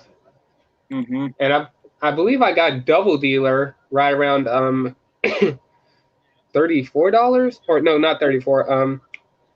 Right around $44 or $40, right around there. And Astro Train, I think I paid full price for him, but I was shocked that he went down to $30 at one point. Yeah. I think the best deal I got from Amazon recently was getting a Kingdom Rat Trap for just $7. Oh, nice. Yeah. I'm just saying, I'm glad you ended up you got so lucky to get the Ramjet and Dirge the way you did. Oh, that was why I literally got the last copy that Amazon had in its own stock the day I got it. So you weren't able to find Thrust? No, I did find Thrust. I have all of the Earthrise Coneheads. Oh, nice. Yeah. The only Coneheads I got is Thrust. I got him for right around $40-something on eBay. So I didn't want to do it, but it's like this is my only opportunity. I'm gonna pay for them. Yeah. Did you get Generation Select Sandstorm? No, not yet. I'm probably gonna end up getting that figure, along with I'm also real quick. I'm probably gonna end up getting the Generation 2 Ramjet to go with the Megatron here that I have. Yeah. I wanted to get Sandstorm, but he's going for $50 right now on Amazon, and I keep telling myself it's not worth it. Oh man, I don't know if you autocorrect probably showed you this, but when he got his the null rays like they just stress marked around the null rays. I was like for an example, let me do this like this is the null ray like legit. There's like stress marks like around it on each one. I was like, what the? Oh, that stinks. So yeah, hopefully, I plan on getting Sandstorm and hopefully G2 Ramjet. Yeah. And I really wish that we got the Coneheads in the Siege line as Tetrajets. Yeah. I've just been waiting for Amazon to announce that Dirge and Ramjet we're gonna get an encore release. Released for a second time. Yeah, I hope so. That because I mean the price that they're going for is just beyond crazy. Yeah, I think Dirge and Ramjet, Earthrise Dirge and Ramjet, I think they might be tied with Siege Skywarp in being the most hard to find War for Cybertron trilogy figures. Yes. I never did get that Skywarp. And I'm also probably going to try to get Red Wing and the Sparkless Seeker. Yeah. Do you have Hot Link? Yeah, I got Hot Link. I was able to find him. Oh, nice. I was gonna try to get him a second time so I could buy. I was gonna try to buy another Hot Link and another Thundercracker figure and disassemble some of the parts and put some of the gray parts on Hot Link and use that as a Skywarp. Yeah, as a custom Skywarp. Yeah, because that figure is just. I really hope they end up re-releasing that figure because they did re-release, I believe, the Rainmakers. Yeah. Yeah, after they were released at Target, they were re-released on Entertainment Earth. Yeah, and they did re-release the Skywarp figure, but that was for the Takara Tomy line. Yeah. And I know that Prime vs. Prime did a review on that. I haven't watched the whole thing. But regardless, I would have gladly picked that up. Yeah. I wanted to buy the Transformers Prime 10th anniversary breakdown and Viacon Jet 2-pack, but it's exclusive to Hasbro Pulse. Man, I really wanted to get those. Breakdown is legit one of my favorite Transformers Prime characters. I feel that I hated what they did to him in the series. Yeah. They played off his character like he was one day going to join the Autobots, but instead they just threw that idea out the window. Mm-hmm. I feel like there was a lot of missed opportunities in Transformers Prime that they could have went for. Like Breakdown probably joining the Autobots that they hinted at. So yeah, I think they had a lot of missed opportunities. Yeah. And I'm trying to figure. I can't remember what it was. Darn it! But yeah, I really wanted to get that Breakdown figure and that Jet Viacom because those figures were hard to come by when they were being released. Yeah. Because those figures, including the Silas Breakdown, was released overseas. Yeah. So yeah, those figures never got an American release until now. I really would. The Soundwave I did want to get. I really wanted to get the Transformers Prime Soundwave, but God, the price of that figure. because I like that version of Soundwave. He just doesn't talk at all. The only 2 lines he said was in the Beast Hunters or something like that. I can't remember. Yeah, that first episode. Yeah, the Beast Hunters series when Soundwave is captured and being held by the Autobots. He says Soundwave superior, Autobots inferior, and they end up using the Dark of the Moon voice. Uh-huh. So yeah, I like that version of Soundwave. My jaw dropped when Prime Soundwave talked. I was shocked that it was the Transformers Prime or the Dark of the Moon version of Soundwave, and I believe that was Frank Welker. Mm-hmm. That it was. So yeah, that was, and I like that Soundwave because the only way he was able to really talk was just by recording the others' voices and talking that way, or just looking and just nodding his head, or if some things was a yes or a no, he'd just sit there not moving. Uh-huh. I think that's what made Prime Soundwave seem so sinister, is that he stayed silent the whole time. It's like you don't know what he's thinking. Yes. He was definitely creepy, especially in some of his fight scenes, like for example, like when in one of the last episodes when Miko was on the bridge of the Nemesis and she had the body armor. She was wearing the body armor, and Soundwave opened up one of the space bridges, and his hand was out like that. And he was walking towards her. Like he walks in a creepy way. Oh yeah. And then the next time, and then he gets stuck in the shadow zone. And then the next time you do see him, it's just in Robots in Disguise. Yeah. So I really wish they didn't have to make that a sequel. They could have done something else. I feel like maybe another animation styled version of a sequel instead of a cartoon, but I get what they were going for. Oh yeah, same here. And but later on when Starscream shows up, I like how Starscream explains his story on how he evaded the Predacons. Mm-hmm. And also, I think it was interesting that Skylynx was a Predacon in this. Mm-hmm.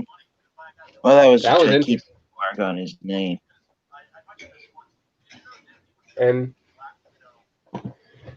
I think it was Predaking. I think that was his name. I can't remember, but I think his character was pretty funny, especially when I thought he was pretty funny at the end when Starscream or when Megatron leaves and Starscream goes to the throne. He's like, "This is my throne now," and then Predaking shows up and he says, "Maybe a throne is suited for a better king than me," and then Predaking says, "I'm not here to seize thrones. I'm only here for payback." I just like that line. I'm not here to seize thrones. Mm-hmm. And then he comes in on Skylynx and Deal snickering and scream. Yeah. Like and they're I saying, think it's come to munch on you, Starscream. And I think it's funny that Predaking gets really upset when he finds out that Unicron has taken all the bones of the Predacons. And he's like, "Dark magic. Mm-hmm. We need to get our ancestors back and put the bones back where they are so they could rest." Who made you in charge? And then yeah, I was gonna say, what got that they decided to give the king a Russian accent when he talked. That's what got me. Yeah. That's interesting. They did Predaking different. Instead of making him a combiner, they just make him a giant dragon. Yeah, well, I think that was to keep the trademark on his name alive. Yeah. And I think Shockwave was more Oh, go ahead. No, go ahead. I think Shockwave was more creepier in this series.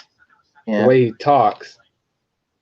We need to do this now. It's logical. Mm-hmm. Like, I think. Back. Yeah, I like when he came to him. I thought terminated Shockwave, and then Shockwave looks at Starscream and he says, "I can assure you, Ron, any reports my wing were greatly exaggerated." I think it's funny when after the conversation is over, when they all start to walk off, and Starscream says, as second in command and all that, he starts saying all this stuff, and Megatron's like, you know what? I'm gonna make two of you the both of you second in command. He's like, so we both report to you? He's like, correct. And then he goes, completely logical. I just like when Starscream is sad or scared, his wings just droop down like a dog. Yeah. Like, oh no, he's depressed. Let's have his wings sag. I especially like the one episode when he makes the clones of himself and they're all at Megatron's ship and Megatron's trying to bargain with them. Mm-hmm. And Megatron can feel, or excuse me, and Starscream can feel the other clone's pain. Mm-hmm. And when the last clone shows up, when the last clone shows up and he tries to kill Starscream, Starscream just turns around and shoots him, and then he feels the pain. Then he aims it at his head, and Starscream's like turns away because he knows what's going to happen, and then he blasts the clone in the face, and then all you hear is the screaming. Uh-huh. Ah! That's funny. If you have a clone, you could feel its pain. That's just weird. Well, that's a discussion I got that I had ages ago in one of my science classes at college. Was when you're cloning yourself, is the clone, does it think and feel on its own, or is it that you yourself are existing in more than one place at the exact same time? You know, like you broke the space-time continuum and you're existing in more than one place at the same time. That's actually an interesting question right there. Yeah, because I think that's what they were going for with that episode. Was it that they were actual clones, or was it just that Starscream created a way of existing in more than one place at the exact same time, since he felt the same pain that the others did? Well, this one thing's for sure is the clones ain't based on his personalities like animated. No. Which part of me did you come from? Don't ask. I Slipstream ended up being female. I personally think we're better off not knowing which part of Starscream she came from. Sometimes I wonder if Starscream has that look on his like, or this look on his face. He's like, sorry, I asked. I guess part of the reason is that Starscream acts like a girl half the time and runs away like one. Well, there was a fan speculation that since Slipstream betrays Starscream easily, and because she's the one who ended up explaining to him, there's a fan theory that Slipstream is actually Starscream's intelligence, and that Starscream is actually an idiot because his intelligence is so minuscule compared to the rest of his personalities that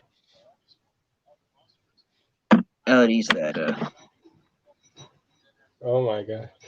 Well, yeah. That's I guess that's Starscream's sister. He has his brothers and sisters. Uh-huh. Which of the animated Seekers was your favorite one? The Cowardly Skywarp, the Egomaniac Thundercracker, the Kiss Up Sandstorm, the Lying Ramjet, or the Don't Talk to Me Slipstream?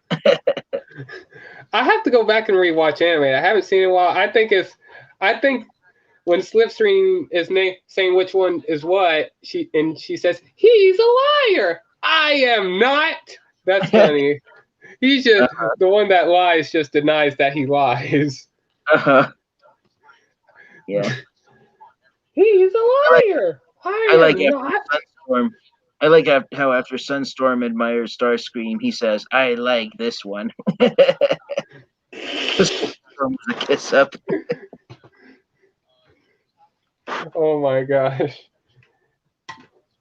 And pretty much all the Seekers are pretty much separated. Like one gets, I think it was Skywarp gets teleported with Blur on a planet. Both Thundercracker and Skywarp. Oh, and Ramjet and Sunstorm are captured later on by Sentinel Prime, and and Slipstream was, I guess, somewhere on Earth. Later on, she shot Optimus Prime when Prime was testing his jetpack.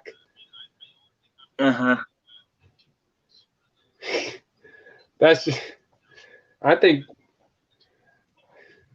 I am not. That's just funny. And yeah, I think it's funny that each of the clones are based on Starscream's personalities, and I believe he takes like a piece of the shard of the Allspark that was in his head or something like that and puts it in. So yeah, that's basically like a part of his brain or something like that that's being put into the Seekers. Yeah. And that's just funny. Yeah.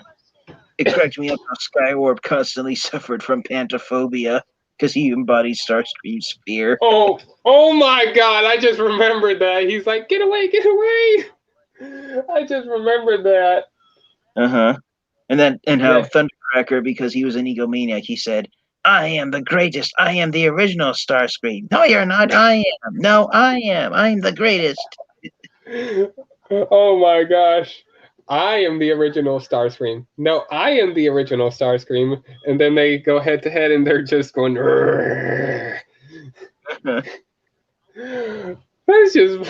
That's just funny. I like the humor that they have in it, especially in one of the episodes with Blitzwing, when his personalities are arguing between, "I would choose this fighter jet." "No, the assault tank." "Tank, the jet, the tank, the jet, the tank." "I got this. I will scan them both." I just thought it was funny. And then the crazy face is like, "Why not scan both? End the argument, please." It cracked me up how his crazy face looked like a jack-o'-lantern's face.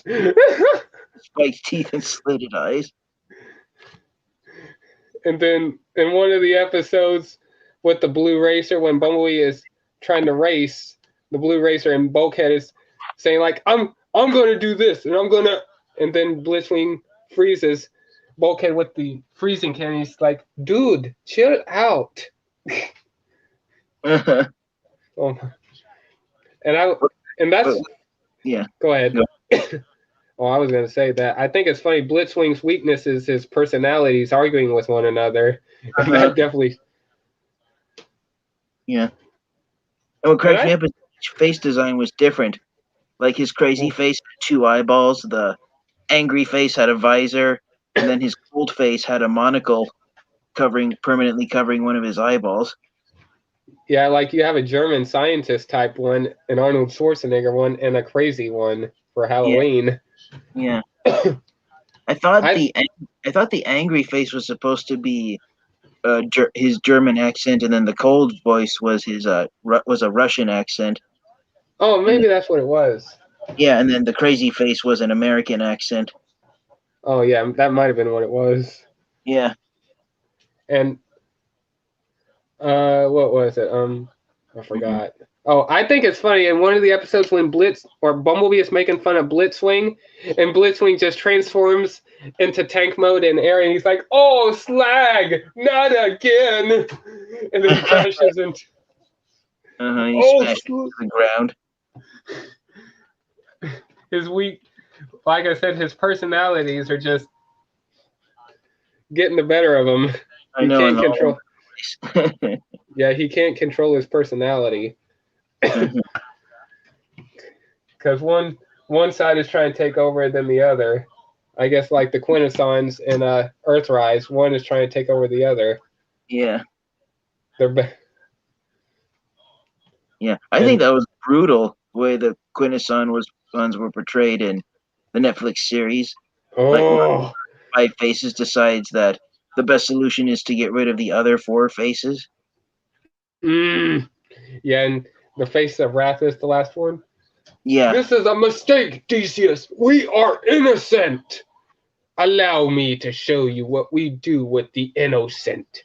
Bring me the ugly one. Oh, come on. That's just funny. He's just getting called ugly. Bug bite? Hey, where's the ugly one? Bring me the ugly one. That's just funny. I know. The Quintessons thought that Bumblebee was the ugliest looking of all of the Autobots on Optimus Prime's team. And so did Bug bite. I know. Yellow. Real fun. Yellow is sportier. Yellow. I guess that was a way of them making fun of the old color that Bug Bite had. Yeah. That's just. And like I said, I think each character in Transformers animated has like their own weaknesses. Like Blitzwing's weakness is just his personality and Lugnut's weakness, I think, was his not knowing his own strength. Yeah, I think it's funny that he always had that little bomb on his warheads. Mm-hmm. And oh my gosh, I remember the episode with Retgar when Blitzwing was about, or not Blitzwing, when Lugnut was about to do the slam, and Retgar is like, the universal greeting. Ba wit ground not wit nini bomb. And then he just pushes the button, and then Lugnut gets upset, like, oh, they'll pay for that. Uh-huh. And then he's not blaming, and he's just totally not, he's not blaming Retgar for hitting the button. He's just blaming them for it. Uh-huh. What cracked me up is how Retgar bested Lugnut without even trying, knowing what he was doing. Oh, what is that stuff disintegrating me? Get it off of me. Right, I will And get then it off of you. And then I think,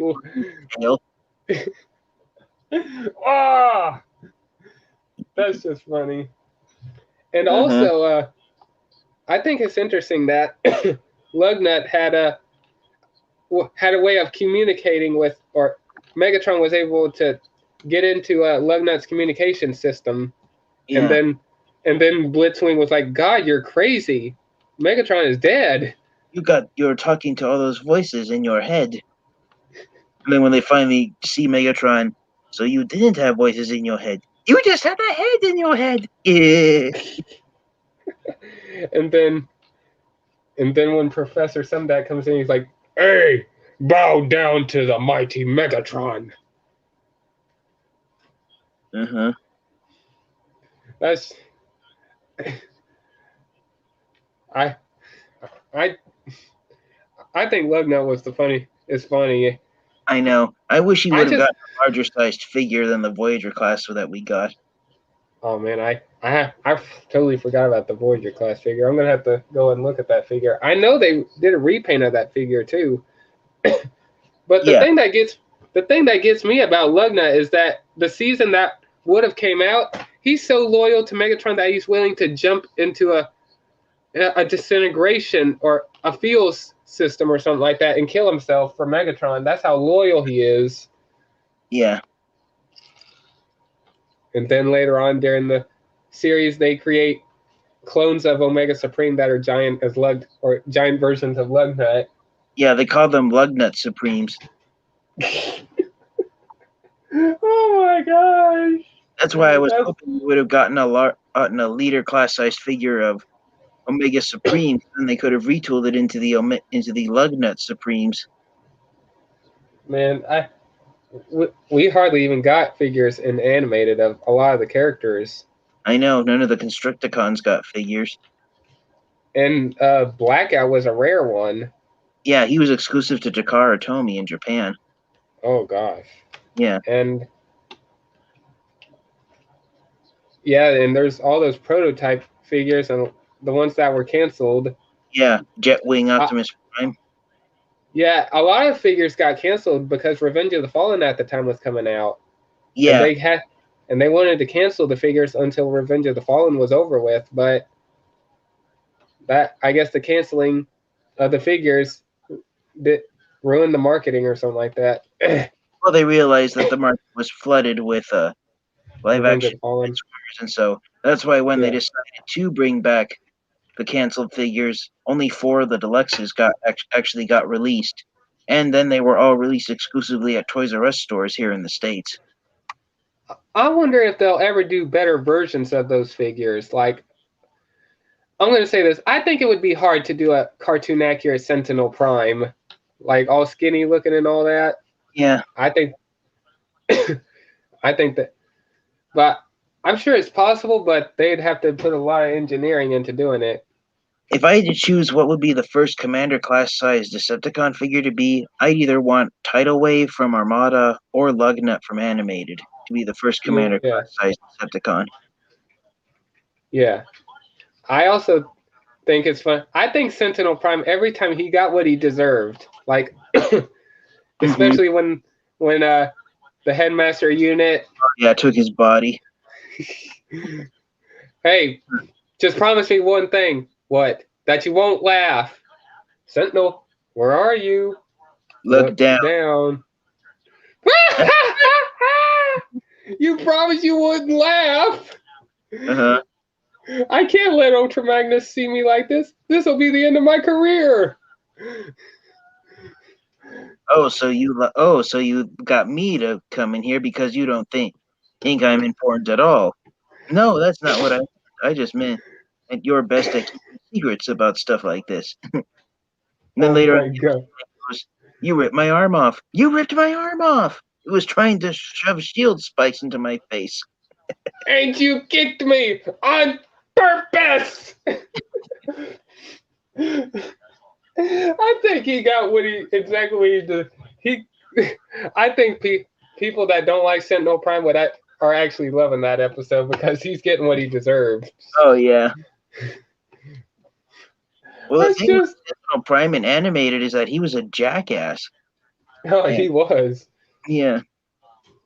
I think at one point in the 4th season, he was supposed to be more of a jackass. Like, I think he was supposed to be involved in helping Megatron escape or something like that because Megatron manipulated him so easily. Well, I saw where someone was doing a video series on YouTube doing like a still slideshow type animation of using some of the scripts from the 4th season, and what would have happened was Ultra Magnus, before he died, was that he was supposed to announce Optimus Prime as his successor, but Sentinel Prime decided to lie to the populace and said that he had been named Ultra Magnus' successor. And so he kind of took over as Autobot commander, and right after he did, that's when Megatron busted out of prison and Decepticons started running rampage across Cybertron, and everyone was like, we need to get rid of Sentinel Prime. He's not fit to be our president of Cybertron. No, he doesn't know how to lead. He's just a total jackass. He's not even willing to listen for like about Wasp or about a Decepticon double agent on Cybertron. He's not willing to listen to any of it. He just thinks they're all crazy. Uh-huh. And that they should be locked up in prison. Yeah. Well, that was and I think that they were trying to emulate what IDW was doing with Sentinel Prime in the Transformers comic books at the time, and it was basically that during his last days as Autobot commander, Sentinel Prime became a power corrupted tyrant. Yeah. Oh my god. A lot of people say that version of Megatron is unique. Also, Yeah. like.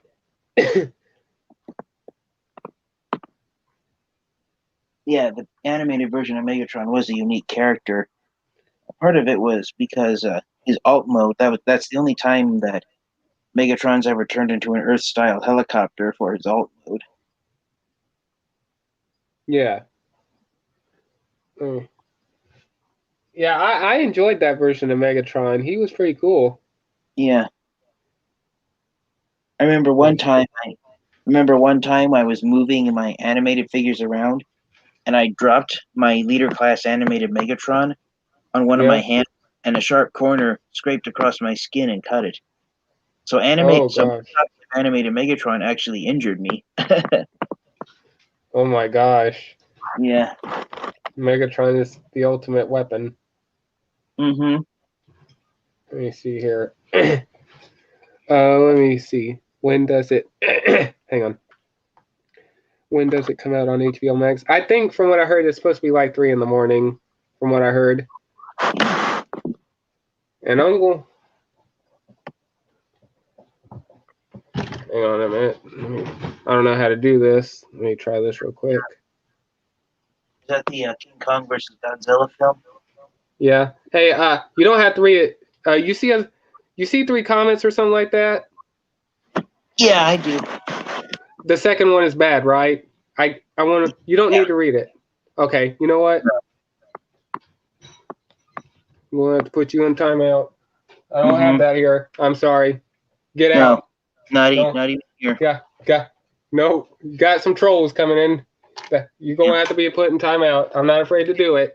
Anyways, it's dangerous to joke about stuff like that. Yeah. Ugh. Don't get out of here with it. Anyways, hey, I'm just saying. And for those who are new here, if you guys are gonna talk stuff like that, I'm putting you guys in timeout. Yeah. I'm blocking you. Anyways, with a lot of my videos within the past year, I leave this strange comment. I get these strange comments, and I had to report to YouTube that they were potential spam because you know what I'm talking about. I hope. Yeah. But as I was saying, I'm curious if they'll ever re-release some of the animated figures in the future, like as an anniversary thing in the future and all that. Maybe. Because that would be interesting, and plus maybe they could re-release if they don't re-release some of the figures, maybe they could do stuff like what they did with the breakdown figure in the Jet Viacon. They could re-release some figures that never got a full release or something like that. Like, was it the Thundercracker? Yeah, Thundercracker. Yeah, they could do something like that. Yeah. Either that, or they could. I forgot what I was going to say. That it's either that, or they could release modern day versions of the figures, like they did with Lugnut in the reveal line. Yeah. And I think like I said, when you said the original title of anime was Transformers Heroes. Yeah. Like I said, I think that would have fit. That would have been a better title. And here's what I mean: like Ultra Magnus is always saying, "Prime, don't be a hero. It's not in your programming." Yeah. I think that would have been a good title instead of animated. Yeah. Because Prime is trying to become a hero in his own way, and then in the end, he does become a hero and takes down Megatron. Yeah. And I think the saddest death of that series was 100% Prowl. Oh yeah, definitely Prowl. And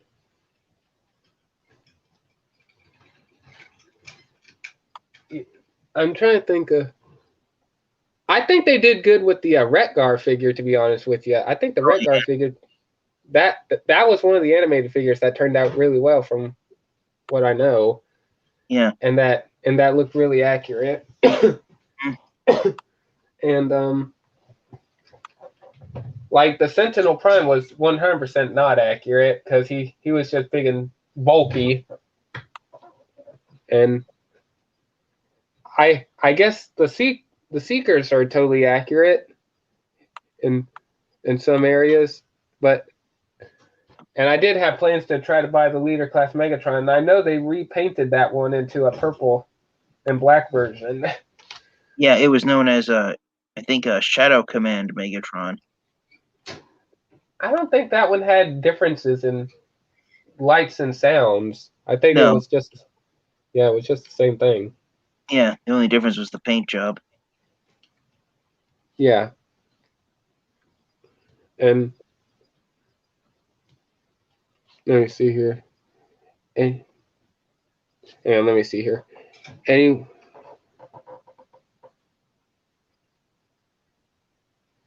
Yeah.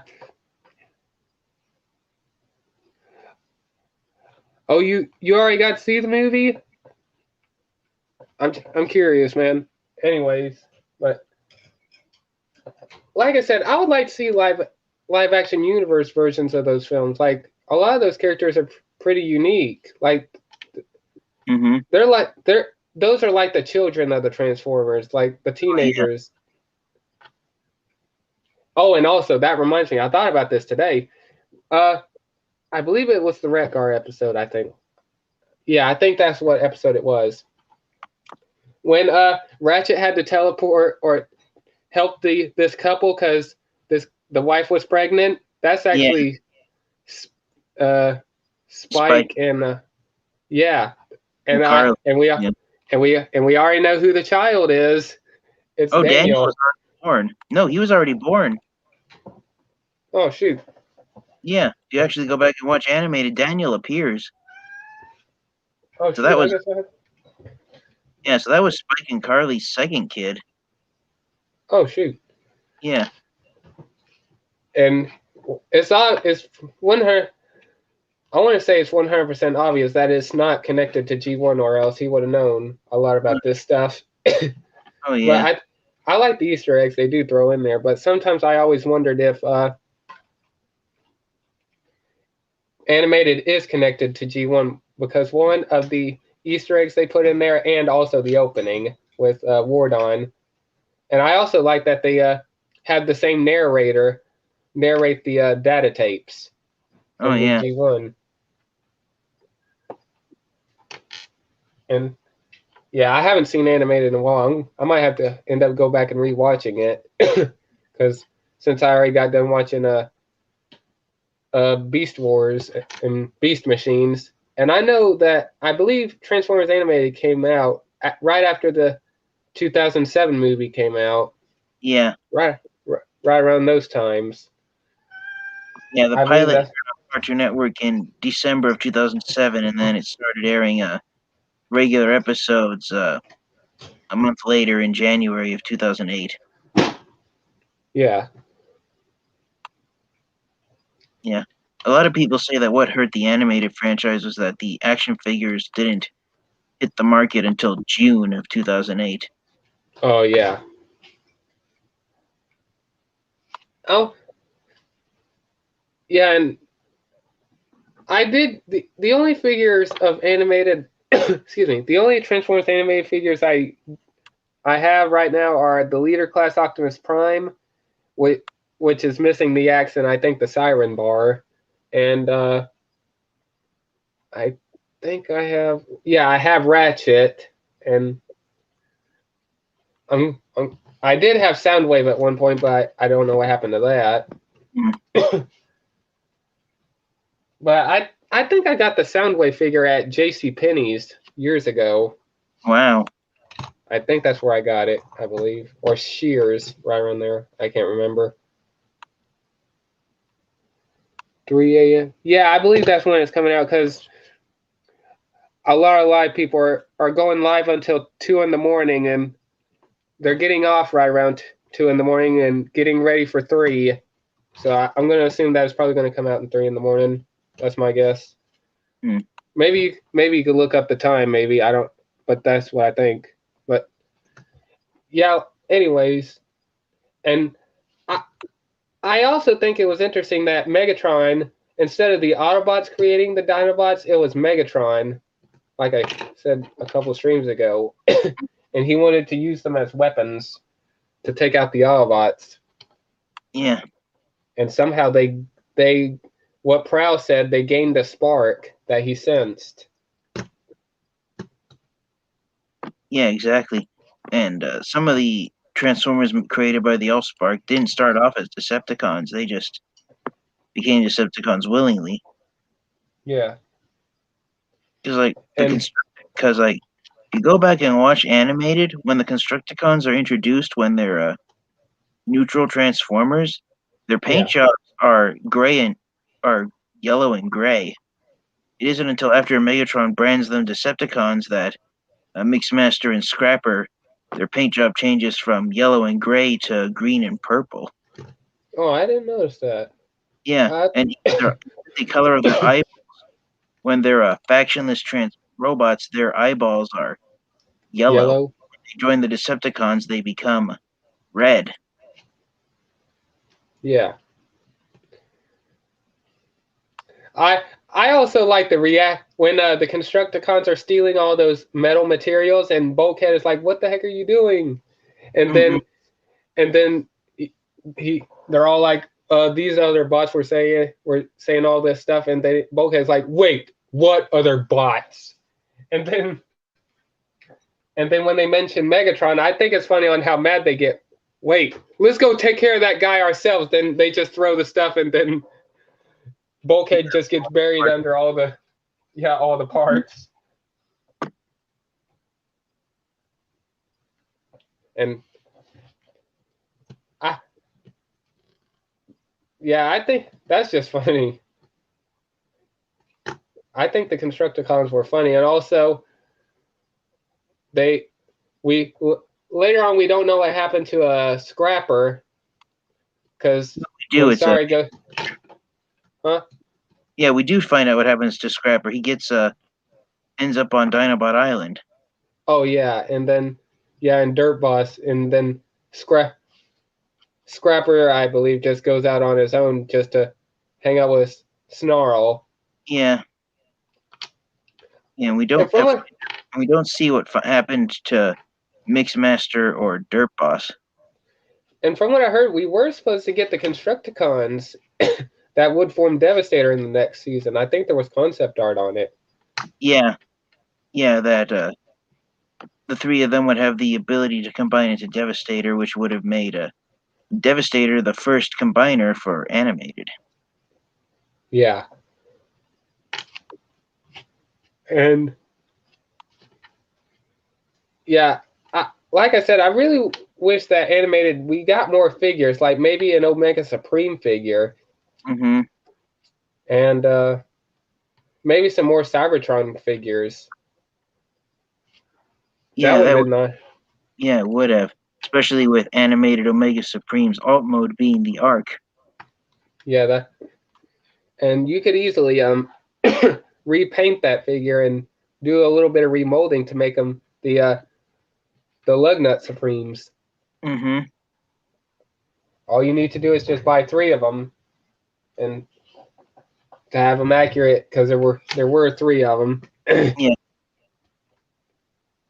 And I think it's cute that Ratchet and RC, I guess, had like a love story or something like that. Well, it wasn't so much a romantic love. It was almost like a mutual friendship. Oh yeah, yeah. RC did mean something to Ratchet, because and and she Lockdown did. Yeah, and she was the one that carried the activation codes for Omega Supreme, and then passed them down to Ratchet. Yeah. My favorite scene was when the Decepticons copied the activation code that Megatron wanted Shockwave to do it on him, but then Starscream pushed him aside and said, "No, it's mine." And then Lugnut pushed Starscream aside and he said, "No, it's Megatron's." But then it downloaded inside his Brain and Megatron reveal that's what he wanted to happen all along, was for Lugnut to be in control of the activation code. He knew if the Omega Supreme clones had Lugnut's personality, they would Be more devastating. Yeah, but no, they would blindly obey whatever command Megatron gave them. Because he tells Starscream, if the clones had my personality, they could easily rise up and overthrow me as Decepticon leader. But with the personality of my most loyal lieutenant, the clones would follow me from here to the stars. And Lugnut tells Shockwave, you hear that? I am Megatron's most loyal lieutenant. That's funny. Jealous of all the praise Shockwave was getting from Megatron for his successful undercover work. I think it's funny. Oh, yeah. Oh my gosh.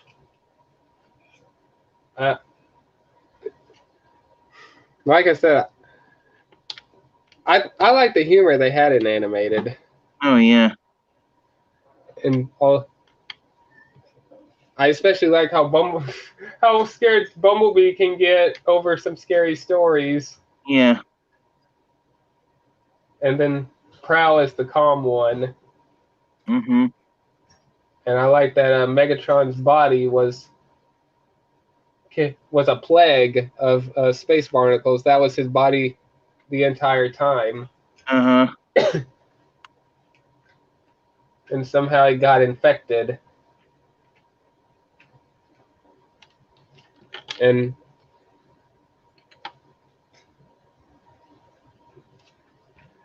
yeah, I enjoyed Megatron in that series, and a lot of people like that version of Megatron because of one of his lines. I guess was "I don't believe in luck." Mm-hmm. That says a lot about that version of Megatron, that he doesn't believe in luck. Oh yeah. And look where that. Yeah, my favorite part was right after Starscream dies, and the only thing keeping him alive is the Allspark fragment. He keeps trying to destroy Megatron time and time again, and at one point Starscream throws a bomb, and when Megatron's back is turned, and then Megatron, he just casually lifts up his hand and he grabs it. And he grabs it and throws it back at Starscream, so he knew Starscream was there the whole time, ready to throw it at him. I think that Megatron was stronger and faster, and more. I think that version knew martial arts or something like that, because he definitely knew how to use those swords and do wield them and all that. Oh yeah. So yeah, it wouldn't impress me if Megatron, I guess, somehow learned from the teachings of Master Yokitron in a way. Yeah. But instead of doing all the meditating, he just ends up using all the moves. Yeah. And I think it's interesting that Lockdown had a lot to do in animated. Like, one, causing Ratchet so much pain with the horn, and also what happened to RC, and also same for Master Yokitron, since I guess he was the one that took the protoforms, and Lockdown was a student of Master Yokitron. Yeah. He also stole the armor that Prowl later wore. Yeah. And Jazz, if I'm not mistaken, learned from the teachings also. Yeah. Oh yeah, he did. Unlike Prowl, Jazz actually completed his ninja training. Oh yeah, I remember that line. Have you ever completed your Cyber Ninja training? Mm-hmm. Yeah. I remember Jazz's weapon of choice was a pair of nunchucks. And for Prowl, he uses the ninja stars that was given to him. Yeah. And I like that the deal that Master Yokitron said that he would do. Okay, I'll let you go free. If you can make it to that door as fast as possible without me stopping you, then you are free. But evidently Master Yokitron is too fast for Prowl. Exactly. Well, Lord Master Starscream, I'm so sorry, but it's getting late for me, and I think I All right, man. get ready for bed. Thank you for having me on your live stream show. No problem, man. I'm glad you are able to join, man, and chat. You want to share where they can find you or anything like that? Yeah, please. So you guys can find me on YouTube. You can also find me on Discord. And please subscribe if you haven't already to Lord Master Starscream's YouTube channel, because this guy here makes awesome videos, not just about Thank you. Transformers, but awesome videos in general. So Yes. thank you once again, Lord Master Starscream. Take care. Thank you, man. You too, man. Bye bye. And as all, it's all right, man. Anyways, what time does the film release on HBO Max? I believe it's supposed to come out at 3 in the morning. I'm not sure. Well, I think down there in North Carolina it's supposed to come out in 3 in the morning. So I believe right around 2 in the morning, maybe. I don't know for sure just yet. Let me look up the time real quick for those who are watching it. And I do have this video titled as a Godzilla video, and I really should retitle the video because this has been more of a Transformers discussion, and I do greatly apologize to the Godzilla fans out there. So I'm probably going to end up retitling the video, so that way people don't think I'm trying to do some clickbait. So give me a minute. I will point this out there. What time does Godzilla vs. Kong release on HBO Max?